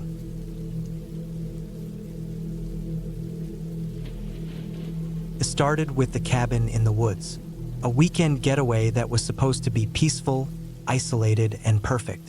I had heard about it from an old friend who swore it was the perfect place to clear your head, away from the distractions of everyday life. I didn't think much about it at first. A cabin, isolated, in the middle of nowhere. The thought sounded somewhat charming at first, but I didn't expect what was about to happen. It was late autumn when I arrived, the air crisp and cold, the trees beginning to lose their leaves. The cabin was a little over 2 hours from the nearest town, tucked away in a dense forest that stretched out for miles. There were no neighbors, no cars driving by. It was just me, the forest, and this old cabin. I knew it was going to be an adventure, but I had no idea just how much. When I first arrived, I thought the place looked quaint, rustic, but with enough charm to make it feel homey. The wood was dark and weathered, the stone chimney sending thin trails of smoke into the overcast sky. The porch creaked underfoot, but everything seemed fine. The cabin was small, with a cozy living room that had a fireplace and a couple of armchairs. The kitchen was fully stocked with everything I'd need, and the upstairs had 2 bedrooms, both with a window overlooking the forest. First, everything was peaceful. I unpacked my things, set my bags down on the wooden floor, and started a fire in the fireplace. The warmth spread through the room, and I began to relax. It was exactly what I needed. I had been feeling burnout from work, stressed from life, and this seemed like the perfect place to recharge. The sun began to set, casting long shadows across the yard. As night fell, the sounds of the forest crept in. It wasn't anything eerie, just the usual rustling of leaves, the occasional snap of a branch, and the distant calls of animals. I sat by the fire for a while, just staring into the flames. The flickering light from the fire danced across the room, creating shifting patterns on the walls. The isolation, though a little strange, was starting to feel like a luxury. But then, as I sat there, I began to notice something. At first, it was just a faint sound, a soft scraping noise, like something against wood. It wasn't regular, and I tried to convince myself that it was just the wind or an animal moving around outside. But the sound came again, this time louder. I stood up, walked to the window, and looked out into the darkened woods. Nothing. There was nothing out there but shadows and trees. I brushed it off, but the noise kept coming, sporadic and unsettling. It wasn't the wind, it wasn't an animal, it felt deliberate. I checked the doors and windows, but they were all secure. I started to feel a tightness in my chest, a growing sense of unease, but I tried to calm myself. This wasn't a scary place. There was nothing here to be afraid of. I spent the rest of the evening pacing between the living room and the kitchen, trying to shake the feeling of being watched. The fire crackled in the background. The wind howled outside, but the scraping sound had stopped. For a while, I convinced myself that I was just being paranoid. It had been a long drive, and I was probably just overtired. By the time I decided to go to bed, the house felt eerily silent. The wind had died down, and even the usual sounds of the forest seemed muted.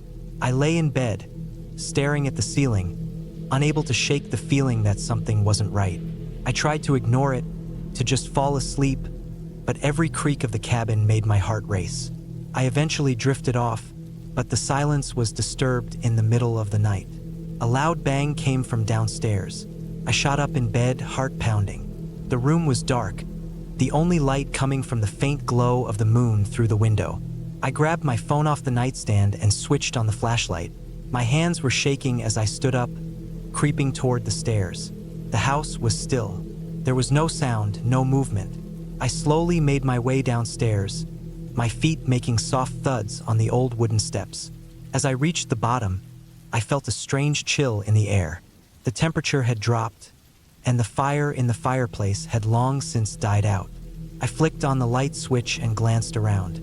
Everything looked normal. The furniture was as it had been when I left it earlier. But there, on the floor, near the door, I noticed something strange. A small, deep scratch, as though something had dragged across the wood. It was only a few inches long, but it was unmistakable. It hadn't been there earlier. I was sure of it. I stood frozen, staring at the mark, my mind racing. Had I left the door open earlier? I didn't think so. I checked it when I heard the scraping noise, and I was certain it had been locked. Yet now there was this mark. I didn't want to overthink it. I tried to reason with myself, telling myself that it was probably just the cabin settling, or maybe even a rat or something. I decided to go back upstairs, lock the door again, and try to sleep, but the feeling of being watched didn't leave. Every time I closed my eyes, I felt like I was being observed, like someone was waiting for me to fall asleep. The next day, I decided to take a walk to clear my head. The weather was still chilly, but the sun was out and the sky had cleared. The forest around the cabin was quiet, the air thick with the smell of damp earth and decaying leaves. I walked for about an hour, hoping the fresh air would shake off the feeling of unease. As I wandered deeper into the forest, I came across something strange. There, in the middle of a small clearing, was a large, jagged rock. It wasn't the rock that caught my attention, though. It was what was near it. Something dark, something that didn't belong. I crouched down, heart racing, as I saw what appeared to be a bundle of old, tattered cloth, partially hidden under the brush. It looked like someone had tried to hide it. I cautiously approached, moving the brush aside. The bundle was heavy, and when I pulled it open, my stomach turned. Inside was a collection of old, worn-out items. A pair of boots, a ripped jacket, and an assortment of small personal belongings. But the thing that really made my blood run cold was the photo. It was a small, crinkled photograph, faded with age. It showed a group of people, 4 of them standing together in front of a cabin that looked eerily similar to mine. The photo was old, maybe decades old, but the faces on it were clear. There was no mistaking it. I stared at the photo for what felt like an eternity, my mind racing. Who were these people? Why was this here in the middle of the woods near my cabin? And why did it feel like someone had been waiting for me to find it? I felt the panic rise in my chest. I didn't want to be here anymore. I wanted to leave, to get in my car and drive away, but I couldn't shake the feeling that something was drawing me back. There was something about the cabin, something about the woods, that felt too real, too close. I ran back to the cabin, locked the door behind me, and grabbed my things. I needed to leave. I couldn't stay here another minute. But as I started to pack up, I heard it again, the scraping noise. It was faint, almost imperceptible, but it was there. I froze, staring at the door, waiting for it to stop. Didn't, kept coming closer, louder. And then, for the first time, I understood. It wasn't an animal. It wasn't the wind. It wasn't the cabin settling. It was someone. Someone was outside, scraping at the door, trying to get in. I ran upstairs to the bedroom, locked the door, and pressed my back against the wall. My breath came in ragged gasps as I waited, my heart hammering in my chest. The scraping continued, growing louder, more frantic. And then it stopped. Everything went silent. I don't know how long I waited, but eventually, I couldn't take it anymore. I had to know what was happening. I slowly opened the bedroom window, careful not to make a sound, and looked outside. The yard was empty. The forest was still. There was no one there. It was just me. I don't know what happened that night or who or what was in those woods, but I couldn't stay there any longer. I packed up my car and drove away, not stopping until I was back in the town, miles from the cabin. That place is behind me now, but I can't forget it. I don't know if I'll ever truly understand what happened there, but I know one thing for sure: that cabin, that place was not as peaceful as it seemed, and I'll never go back.